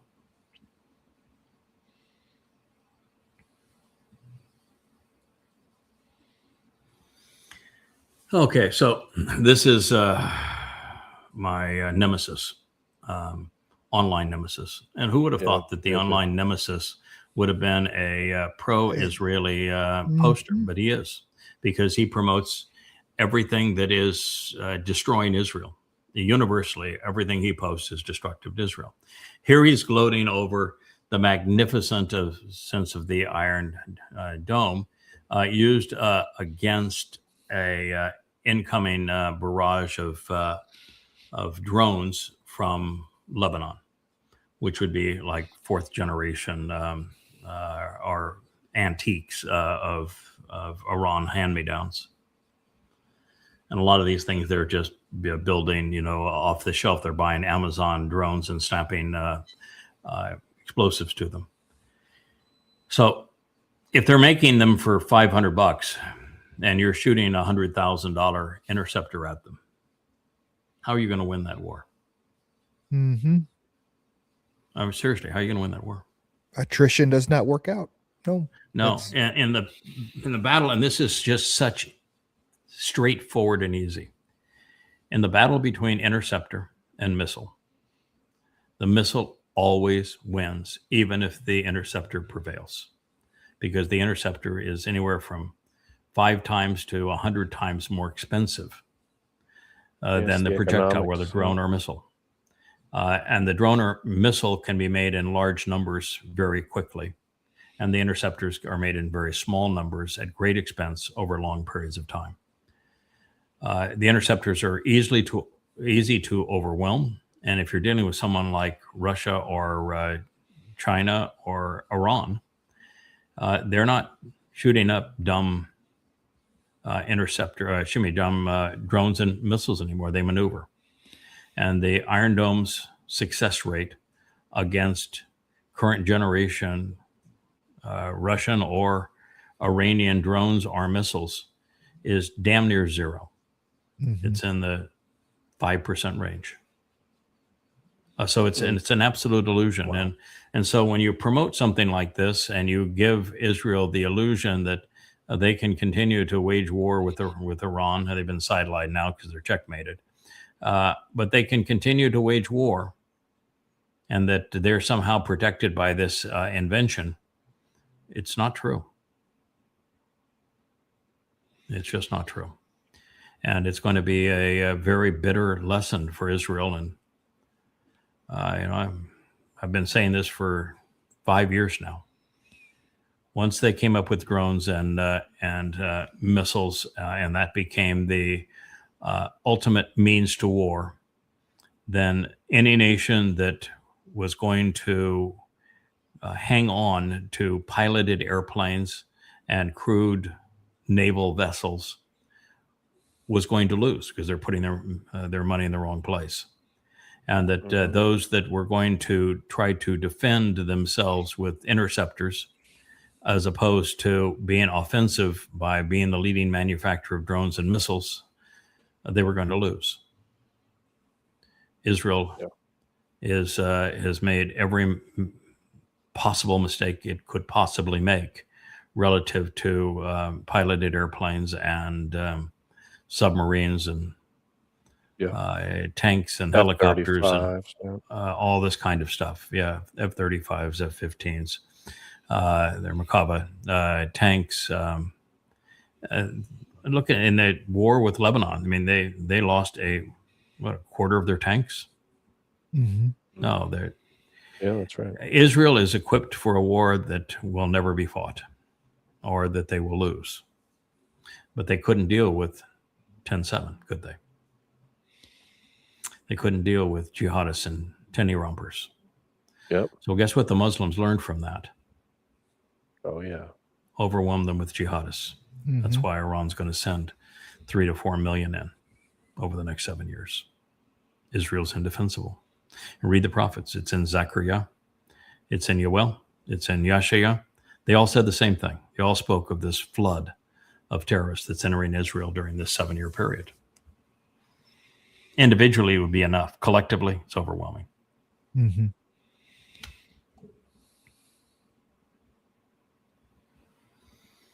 Yeah, here's Tel Aviv. You know, reminds us we had Depot's beautiful scene of Tel Aviv in the 1950s. Mhm. This is Tel Aviv in 2026, and they're saying just how lovely it is and how much life. And look how young that population is there in Tel Aviv, all reasonably fit. Kind of looks like everybody's about the same age too, doesn't it?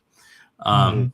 But yeah, It's so this dark is out. The old people got the early bird special and went to bed. Come on. yeah, probably okay. The early bird special is the old people, and this is the 10 o'clock dining hour.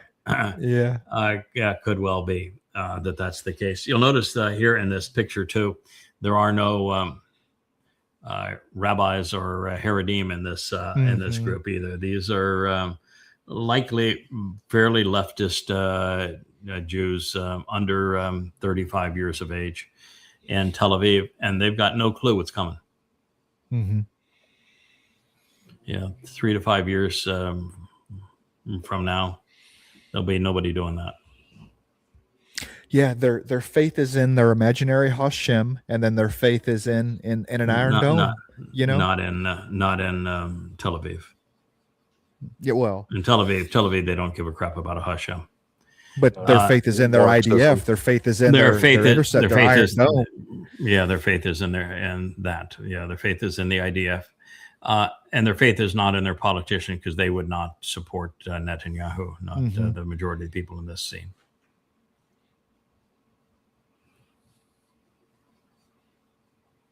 Yeah, this is pretty amazing. I wish they didn't have the six-pointed star because that demeans the nation. But Israel is the only country accused of colonization by people who colonized half the known world at the time.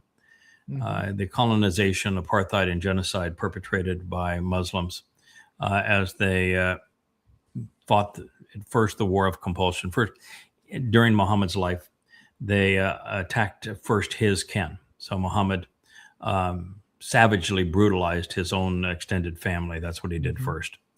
They were the custodians of the Kaaba. He wanted the Kaaba. It was a religious scam. He wanted control of it.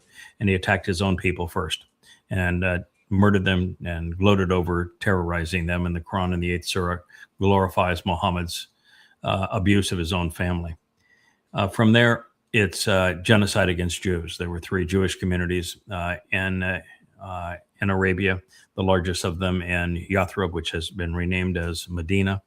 And Muhammad systematically robbed them, raped them, enslaved them, and committed acts of mass murder against them. And the thing they keep on screaming, Kabar, Kabar, Yehud, Kabar, that was the most miserable of all of Muhammad's dastardly deeds, what he did to the Jews in Kabar. And then from there, they fought the war of compulsion against all the rest of the Arabs in Arabia to force all Arabs in Arabia to submit to Islam or die. And then once they had all Arabs subdued, they began their wars of conquest because Muslims don't work, they rob. Mhm. And they managed to enslave or murder more than a third of the world's population in 100 years. A golden era of Islam as they're enslaving, colonizing, brutalizing, robbing, raping the world. It's the most despicable ism ever conceived by man. It's a ruthless death cult based on slavery with the reward being rape. Nothing worse in human history. And Marxism comes close, but still Islam is worse than Marxism. You have here 57 Muslim states. Yeah, 57 Muslim majority countries in the world. Sometimes it's listed anywhere from 55 to 57. But if you look at the swath of the world that Islam conquered and oppressed, and it was a river of blood, and they were absolute massacres. They killed 200 million people. And you look at the hell they perpetrated on places. And you look at Persia. Persia was one of the early victims of this. India, which is what caused the split of Bangladesh and of Pakistan, was a huge In fact, were more Indians killed by Muslims and during that 100-year period than people anywhere else in the world. It was just ruthless what they did, and they continued to do it for centuries, because the War of Compulsion began right around 700, right after Muhammad's death, and they were continuing to bludgeon Europeans all the way to the Battle of Tours, which is 18th century, 17th century. I mean, it goes a very, very long time, 1,000 years of a march of death, and yet the world's not moral enough, informed enough, rational enough to oppose this deadly, enslaving, deceitful, diabolical religion. And artificial intelligence isn't helping. You can't love God and hate Israel. First of all, they don't know who God is. And second, well, it is true that you cannot hate Israel and have a relationship with Yahweh. The fact is, you can hate the leaders of Israel, like Netanyahu. He does. So that's fully acceptable. And we hate. There's I was going to say, I'm sorry. Go ahead. Go ahead. I was going to say, you can hate their symbol, that six-pointed star. You can despise it too, and still have an affinity for the people who Yahweh, through a naming convention called Yisrael, and of some of whom were Yehudim, who have chosen to write him out of their lives. So they are if you talk about people that hate what God did with Yisrael and the naming convention and with the Yehudim, the foremost haters would be the Jews themselves. I don't hate Jews or Israel, but I do find that over the last 2 or 3 years, I really despise what they've become. And they've really, and maybe this was Twitter, just dealing with them on Twitter and trying to reach out to them, and just their attitude towards Yahweh is it's really repulsive. It's harder. I found it a lot easier to love Yehudim up until just a few years ago. And then in dealing with them and seeing how they treat Yahweh, I'm trying to walk that balance of loving God's people, but they're really difficult. They're very difficult, especially when you have a relationship with Yahweh. To see him treated like that, it's just not acceptable. Yes.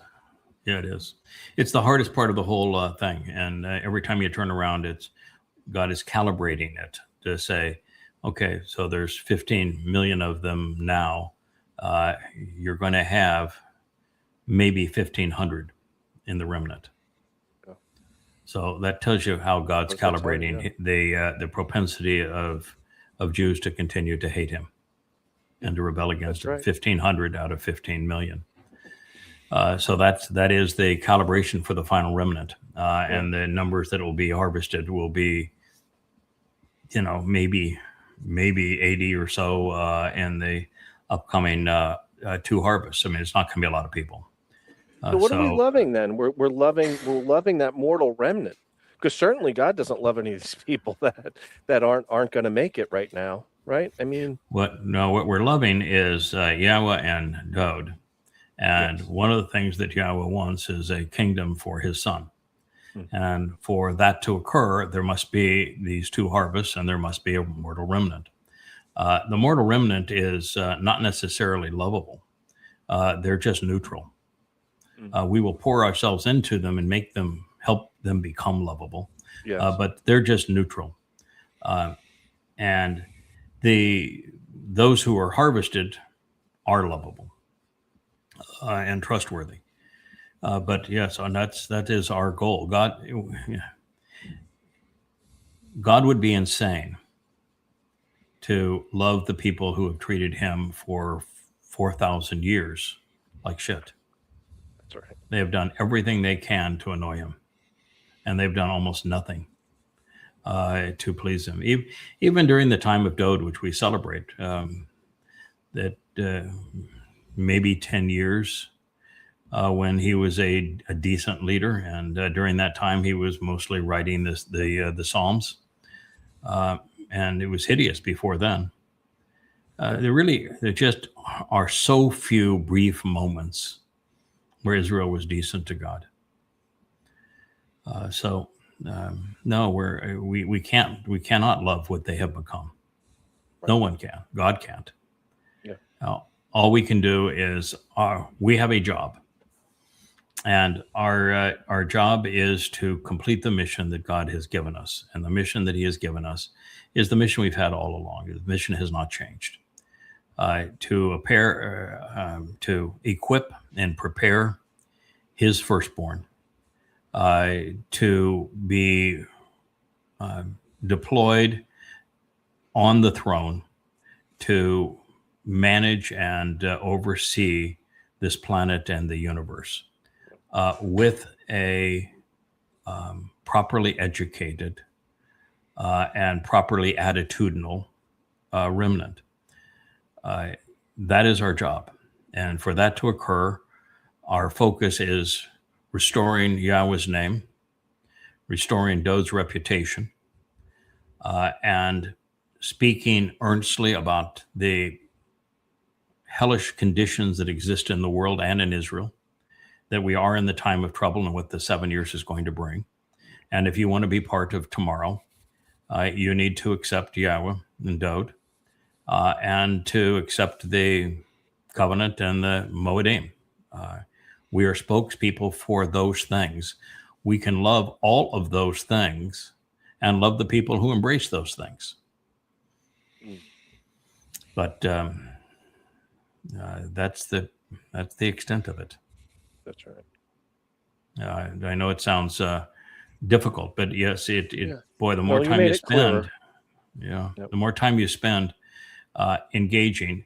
Here on X, you were a big part of trying to support that. I made 32,000 posts on X. Yeah. And what I said on X was really profound, pursuant to Yahweh, Israel, Donald Trump, Netanyahu. This war they found themselves in, the destruction of Gaza, the 2 bombings of Iran.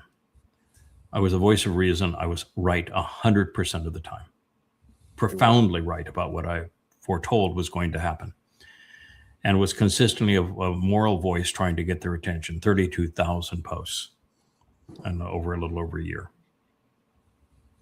Not a single intelligent, positive response.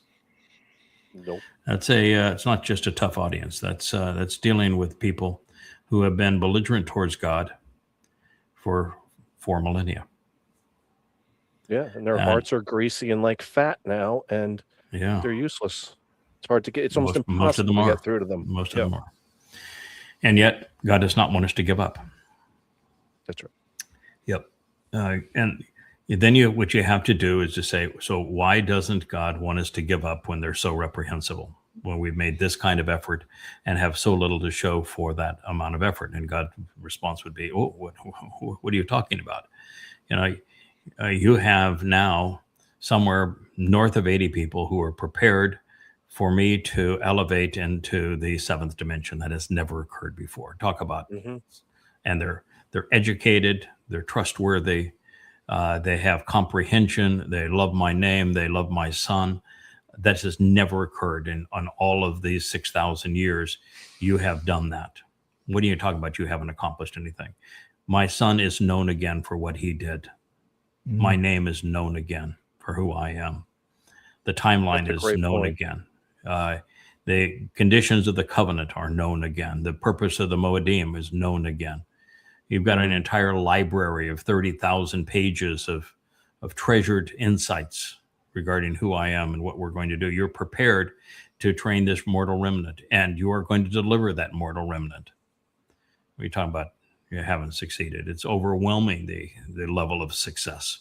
And this notion that God wants more than that is a fundamental misunderstanding on human nature, because we humans have this tendency to think that if something isn't popular, it isn't right.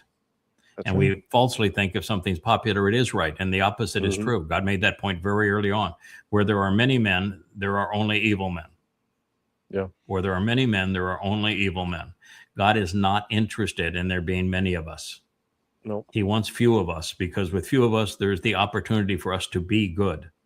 Where there are many of us, there is no opportunity. We're always bad. So to deliver, even if we deliver, 80 people that are fully prepared and engaged and trusted to be part of the Shavua harvest, or if it's 800, or if it's 8, it's still more than at any other time ever. And Yeah. the quality of those people will be more extraordinary than any other time. And you've gone from a single or 2 people deployed in support of one to a family. And Yeah. that's a big family. Yeah. And those are people that are going to make a tremendous difference. And so God's thrilled with the results. well- It's our calibration that sometimes gets in our Yes. way. Yeah. He measures success differently, Yahweh. Yes, he does. He's got a different set of standards. Yeah. Yes, he does. And he is thrilled with what we have achieved. And the fact is, it wouldn't be better. It would be worse if there were 8,000 instead of 80. And by the way, I know there's 150 some odd people, 160 people that are signed up on the Yada Yada website, and I'm sure there's many more around the world who just haven't signed up that are very well appraised of what we have come to know, and could well be covenant and could be doing things quietly to earn God's trust. And so the number could be much larger, and it could also be that God's saying, there's some people here that are in the right company, but they really haven't done enough for me to say I trust that individual going forward. And but for those individuals, the Shavua harvest is not the end all. There's the Teruah ingathering, and then there's the 2 remnants, one large, one small, on the afternoon of Teruah.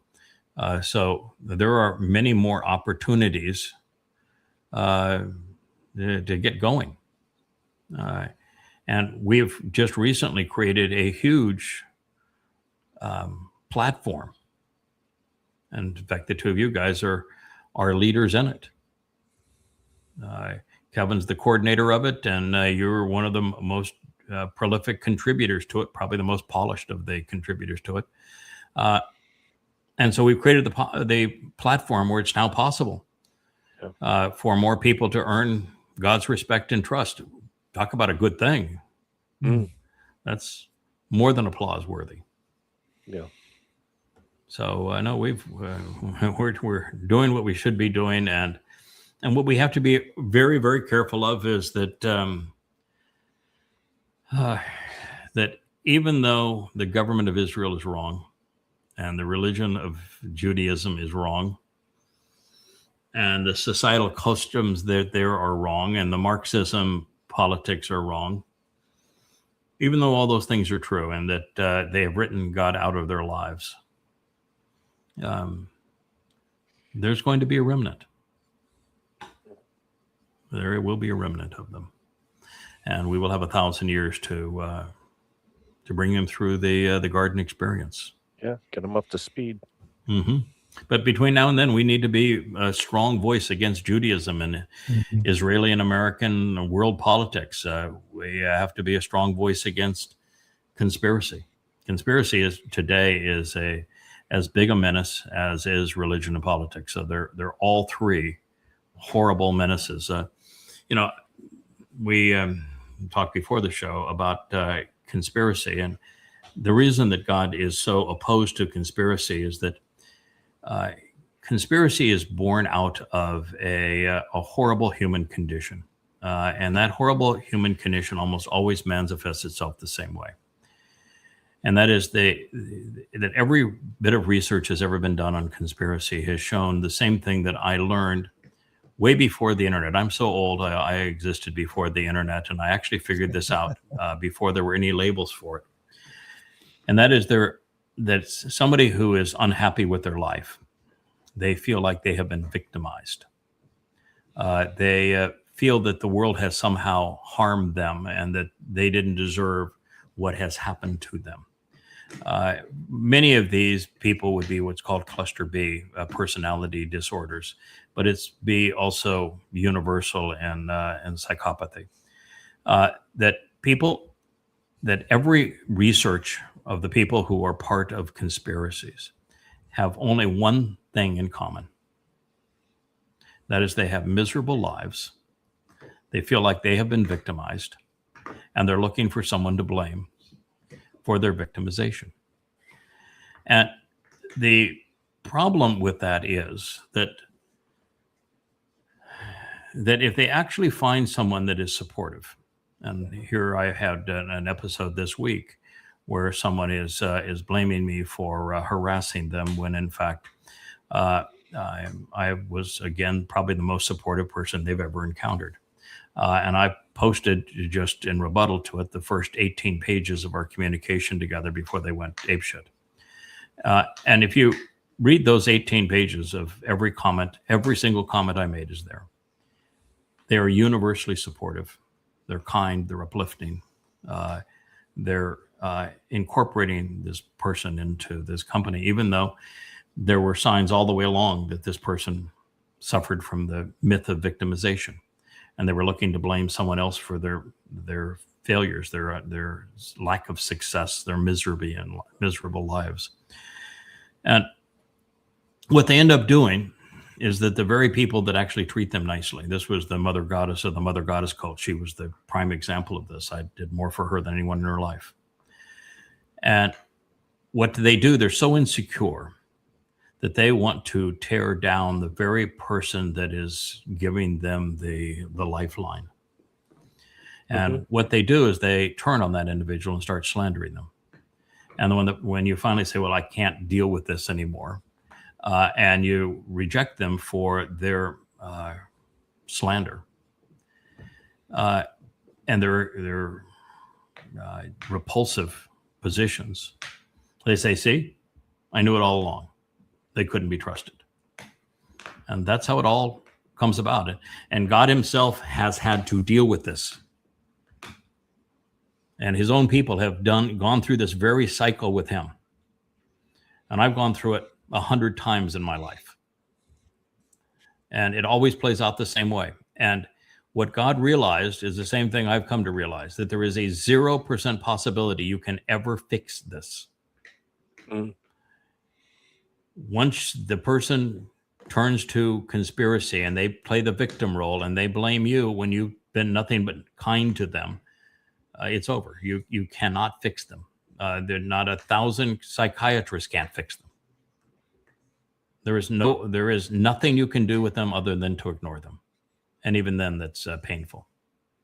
But if you try to support them, they will double down on their vitriol. And if you try to criticize them, they'll triple down on their vitriol.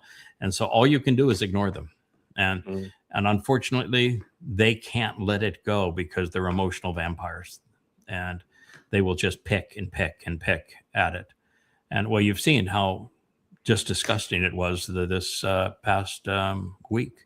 And you've witnessed how disgusting it has been with the psychopath that leads that Mother Goddess cult, and how she has played so many fools around them. And it's the exact same thing over and over again. And God has had to endure it, and he hates it.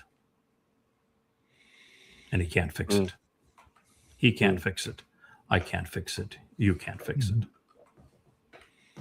Now, I told you before the show, the single biggest problem of all of this isn't the irritation, because it does create scar tissue. Particularly a fellow like me who's been so out there trying to help lift people up. Yeah. And have asked nothing for it. And have tried to encourage and support so many people. Is that you experience 100 people or more do this kind of thing. Ultimately, the scar tissue builds up to the point where it becomes very difficult to care, to put yourself back in that position. Because you know that you're making yourself susceptible. It's the person that's insecure that's looking for the praise, and you accommodate them, and you try to help them through this to feel better about themselves, and they're the first people to turn on you. And you do that enough times and watch that experience, you get calloused. And you can't be that calloused and complete this mission. And it's kind of why God backed away. He knew that if he continued to expose himself to it, he couldn't do what he needs to return. I suspect it's part of why I've been deployed and retracted and deployed and retracted, because for a long period of time you can't deal with it. And I can't allow myself to think that I'm at the end of my rope on people like this. I'm going to continue to have the exact same view, which is, for example, with the Mother Goddess cult, I was nicer to her, more supportive, and offered her more than anyone else in her life, and I don't regret doing it. With this most recent renegade, I did the same thing to her, and I don't regret doing it. So long as I don't regret having invested in people that later turned belligerent, then there's still energy left in the tank to go on. Mm-hmm. Yeah.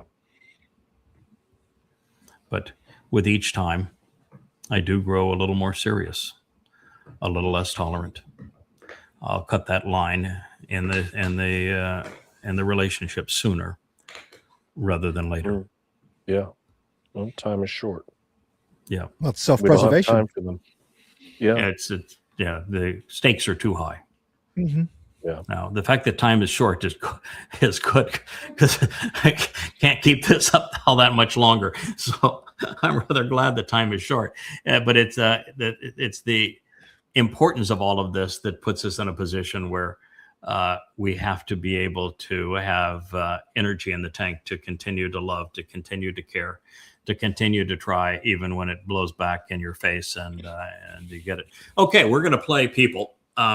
This is my wife's most recent song. I don't know who she dispatched it to do the graphics, but No graphics. well, this currently has no graphics, but I can't imagine this not being sent off to Depot. Although Depot did a collaborative effort with Mariah here recently, and I know that there's a lot of avatars and things that Matt is making these days with Leia. So it may be a collaborative effort, but this currently has no graphics. This is the first. I mean, I've loved Leia songs. We played them with the whole show yesterday. Was Leia songs. We've done a song fest one night where for 2.5 hours all we did was play Leia songs. I think Leia songs do a better job than I do in terms of conveying the message. So I'm very positive on her songs, and I'm always admiring the fact that she can go from songs of criticism, biting criticism, to loving situations one moment to the next, and she can do everything from jazz to island tunes that have the beat of the South Pacific or the Caribbean, and then she can go to ballads, and it's just amazing the range of genres that she can create music. Now, this one is different than anything else she has done. No, they're all different, but this one is really different. Now, this is Tchaikovsky meets Barbra Streisand. If Tchaikovsky and Barbra Streisand walked into a bar and decided, let's make a song together. Let's do a duet. So Tchaikovsky, probably my favorite. He and Rachmaninoff are my two favorite classical composers because of the passion in their music, the melody that is in their music. This is, and I've been listening, by the way, to a lot of classical music at night. It's kind of a way to unwind a little bit. It recharges the soul. It adds a little class in a world that is so downtrodden. It's just a little cleansing thing that I do at night. And when I've been listening to classical music and read the best of classical performances, and I walked in and I listened to this beginning of the song, I said, that is actually better than any one of the classical composers that I have listened to over these last few weeks. And then the voice comes out, and my favorite female voice is Barbra Streisand. And in fact, Barbra Streisand has really become an extraordinary woman in her own right. She has taken some really highly moral stands. I'm very impressed with her. But her voice is, I think, the purest, boldest female voice I've ever heard. And of course, it's interesting that Barbra Streisand's most famous song is "People." But this one takes a very different approach to that. There's no plagiarism on any tune that Barbra Streisand has ever sung or the lyrics that Barbra Streisand has ever sung. And this is not Barbra Streisand's voice. It's just I would introduce this as to say this is Tchaikovsky meets Streisand, the best of both.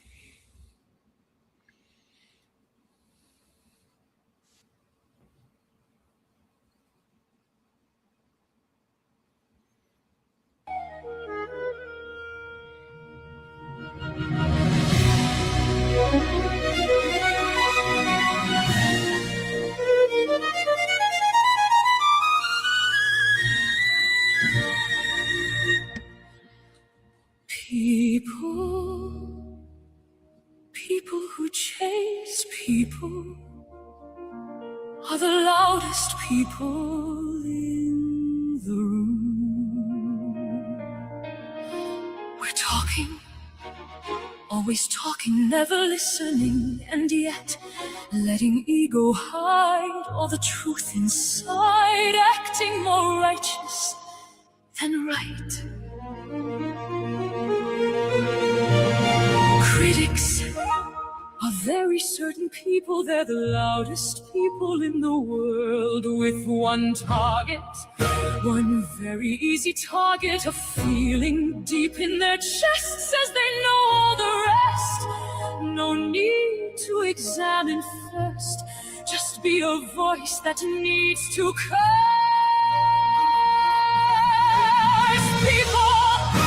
People who predate people, voices that need a villain, are the weakest voices in the room, with one mirror, one very honest mirror, feeling deep in the soul, says they're fragment, not whole.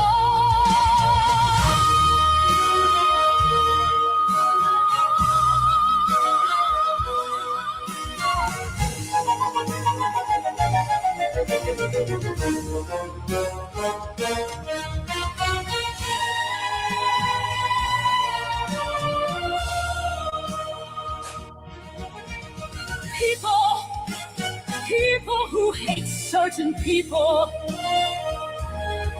who mix lies and religion, conspiracy and coercion as manufactured consent to deceive people. No more truth and no more light till they stop the fight. Voices that deceive are the weakest voices in the room.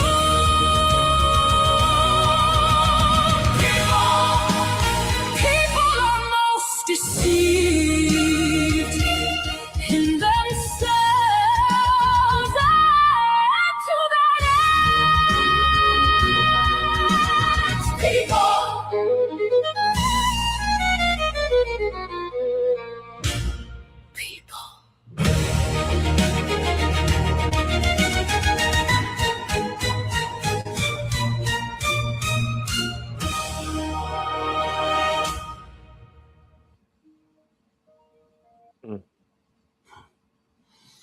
Wow. No. Dare I say that was, it's hard to compare. She's written so many songs, but that may have been one of her most compelling songs to date. I mean, you can feel it in her soul. It just this is like Yahweh elevates it. looking out at the world, sitting beside Noach in heaven, and having seen the son that he conceived not measuring up, and one not being good, and two being horrific when Chava was added to the mix, and then seeing four become murderous, and then many become preoccupied with evil, so that God looked down and said, people, I regret having created people. That is what this song says to me. That the preponderance of people are evil. The preponderance of people are counterproductive. And it's the loudest people in the room that are the worst. and through politics and through religion and through conspiracy, the lauded, shrillest voices prevail in luring so many away from God, away from the truth, away from a productive, fulfilling life.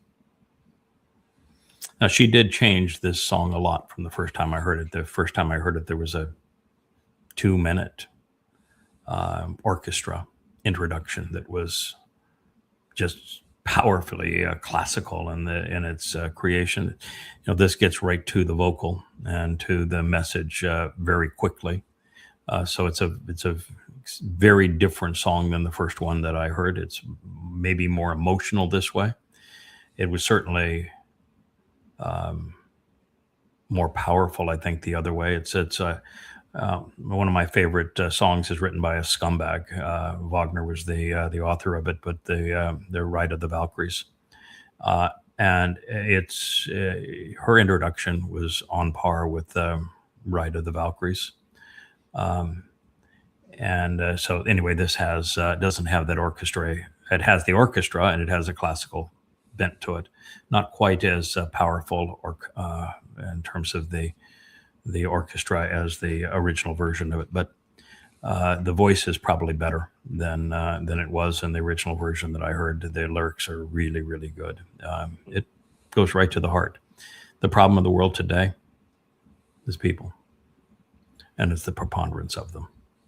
That's why there's going to be so very few that are going to be part of the Shabua or Teruah harvest and the final remnant, as well as the Goyim who service the millennial Shabbat. By the way, they will be working on the millennial Shabbat, so just to keep that in mind. Wow. What do you think there, Kevin?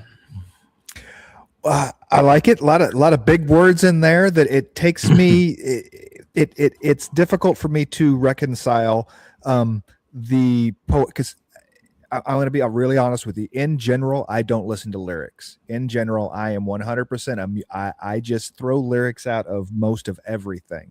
The person singing is only there to be another musical instrument, a lead musical instrument in my mind most of the time.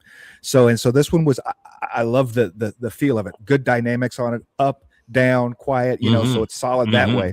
I enjoy the dynamics of it. It was very you say Wagner, you like your Tchaikovsky. I think it's Holst, Gustav Holst, that does the planets series, and Mars is like that. His tribute is just, that epic sounding big guns, Yeah, it's big guns, so it's epic. I love this. Even part with of violins, how do violins create yeah, the big gun and the epic sound? But she's got the violins carrying this, and I think it is epic. I'm a lyrics guy. Now, you wouldn't have known it, right? I never met a word. I never met a word I didn't like. Right. I tell Leah I'm unfaithful to her all the time because I have a love affair with words. And so yes, words are my thing. And although they did appear here on this quick rendition of it, and they'll be much more pronounced when we have the graphic backdrop for it. But lyrics are my thing. I love lyrics when they're delivered powerfully with the right voice and with the right instrumentation. So we go at it a little bit differently.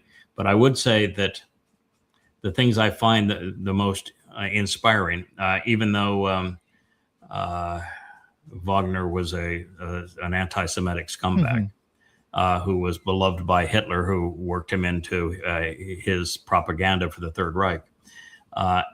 The most despicable but spectacular movie scene maybe ever, which is the Ride of the Valkyries being played as the Huey helicopters come into the beach in Vietnam, and an Apocalypse Now. Which depicts just the horrific nature of America's war in Vietnam. There is something that's just enormously stirring about it that goes right to your heart. And it's like, 2001: A Space Odyssey. That is really powerful music. You cannot listen to that and not be influenced by it. There are Tchaikovsky's Sixth, Pathetic, is another one of those that has a soaring melodic tone that it you hear it and you are changed by it. There is music like that. I think there's today there are a number of songs that, well, I would say going back 10 and 15 years, but Phantom of the Opera is an example. The Fiddler on the Roof, Sunrise, Sunset, The Impossible Dream. The collaboration to create the Exodus song. There are songs that really can take you to another place. And I think she's done a nice job here, and she's tried to do it without being, if you listen to the Barbra Streisand song, she was people who need people. It's the opposite message. Yeah. People who need people, the luckiest people in the world. And what she's saying, no, that's not true. If you're a person that needs people, you're in real trouble because people are pretty creepy. Yeah. And the more of us there are, the worse we become, which means there's more of us now than ever before, and the world's in worse shape now than ever before. And so says she's siding with God, and she said the problem is people, and whether it's conspiracy or religion or politics, it's people. They are the source. They're the host of those things. Pretty cool song. Yep. I think it's going to be a stirring festival when it is produced, and I've heard various themes for what's going to be developed for it. But I imagine it's going to. I mean, I've heard black and white, and black and white is okay, but it needs to be like the Wizard of Oz, where because of the power of this, it would have to break out of the black and white and become Technicolor.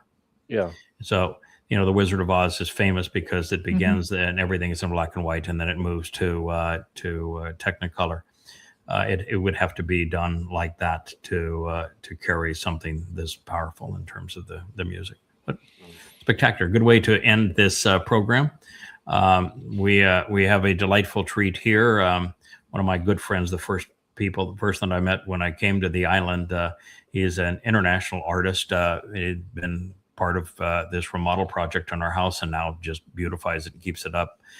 His name is Tibby, and he went out yesterday to catch red snapper, deep ocean red snapper beneath 500 feet.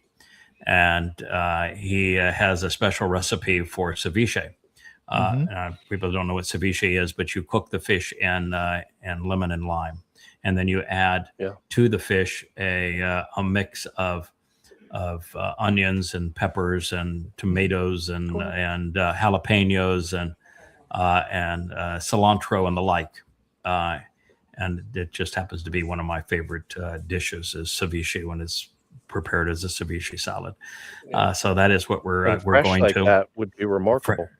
Fresh, caught yesterday and prepared for ceviche salad as we speak. And so I'm going to go and enjoy you. it. Yep. So maybe we'll play a little Leia's music in the background. But thank you so much, Will, for being part of this. And I know that it's been a little bit of a challenging week in what we've gone through. But you're always stronger and taller when you survive the challenges, and this one wasn't much to survive. This was just a brief annoyance, and it's gone. But overall, pretty spectacular. I just finished the last of the translation of Yeshaya, Isaiah 10, going into to 11, and it ends with yet another title. God's got an entire chest. I mean, it's a treasure chest of titles, but he's got yet another one, and it's really powerful the way that he brings us to this crescendo of the most interesting person, and all of the Torah and prophets is the Choder for having the 7 spirits of Yahweh, and writing the Nesh and serving as the tree of knowledge. It's the most interesting character in the story. And the preamble to it, which is the 10th chapter, turned out to be even more interesting than the prophecy and the Choder itself. So I'm delighted to have reached this point in my time off between vlogs. Thank you, gentlemen. Well, All right. Thank you. be Yada. back with you See you, Kevin. later this afternoon. What'd you say there, Looking forward Will? to it. Yep. Said, see you, Kevin. Looking forward to your vlog presentation tonight. Yeah, and I enjoyed your dissertation on the Yod, which I think wasn't the Yod your last Thank you. vlog. Yeah. Yep, Yod That was and really a Mem good. the That was really a last one. smart We choice. got another one. I was What's going to say that? the whole idea of going and using the 119th, which goes through each alphabetical letter, was really Yeah. what a great choice. All right. Well, you know, a lunchtime. funny story about that. All Yes. right. I'll tell you another Rich, time. I Rich. don't want to get into it. I know I'm the only thing Rich between is you hungry. and your ceviche right now. Yeah, he's dying over Okay, there. Rich is Rich is Rub Rich's belly. Rich is thin as a rail, and I'm not. And at every meal, Rich eats 3 times more than I do. Yeah. I don't know what happened in terms of He's a high metabolism, metabolism. Yeah. but Rich is literally skin as a rail, and he eats enough for 5 people. So yes, I used to be 250 pounds. we're eating into we are literally eating into Rich's time with the ceviche. So we'll have to tell the story of how you ended up with the 119th at another time. Thank Certainly you very will. much. Enjoy We'll look your forward to lunch. being with you tomorrow. See you Bye. guys. Hey there, thanks for tuning in. That was Fetch. Gotta run now. Catch y'all on our next podcast.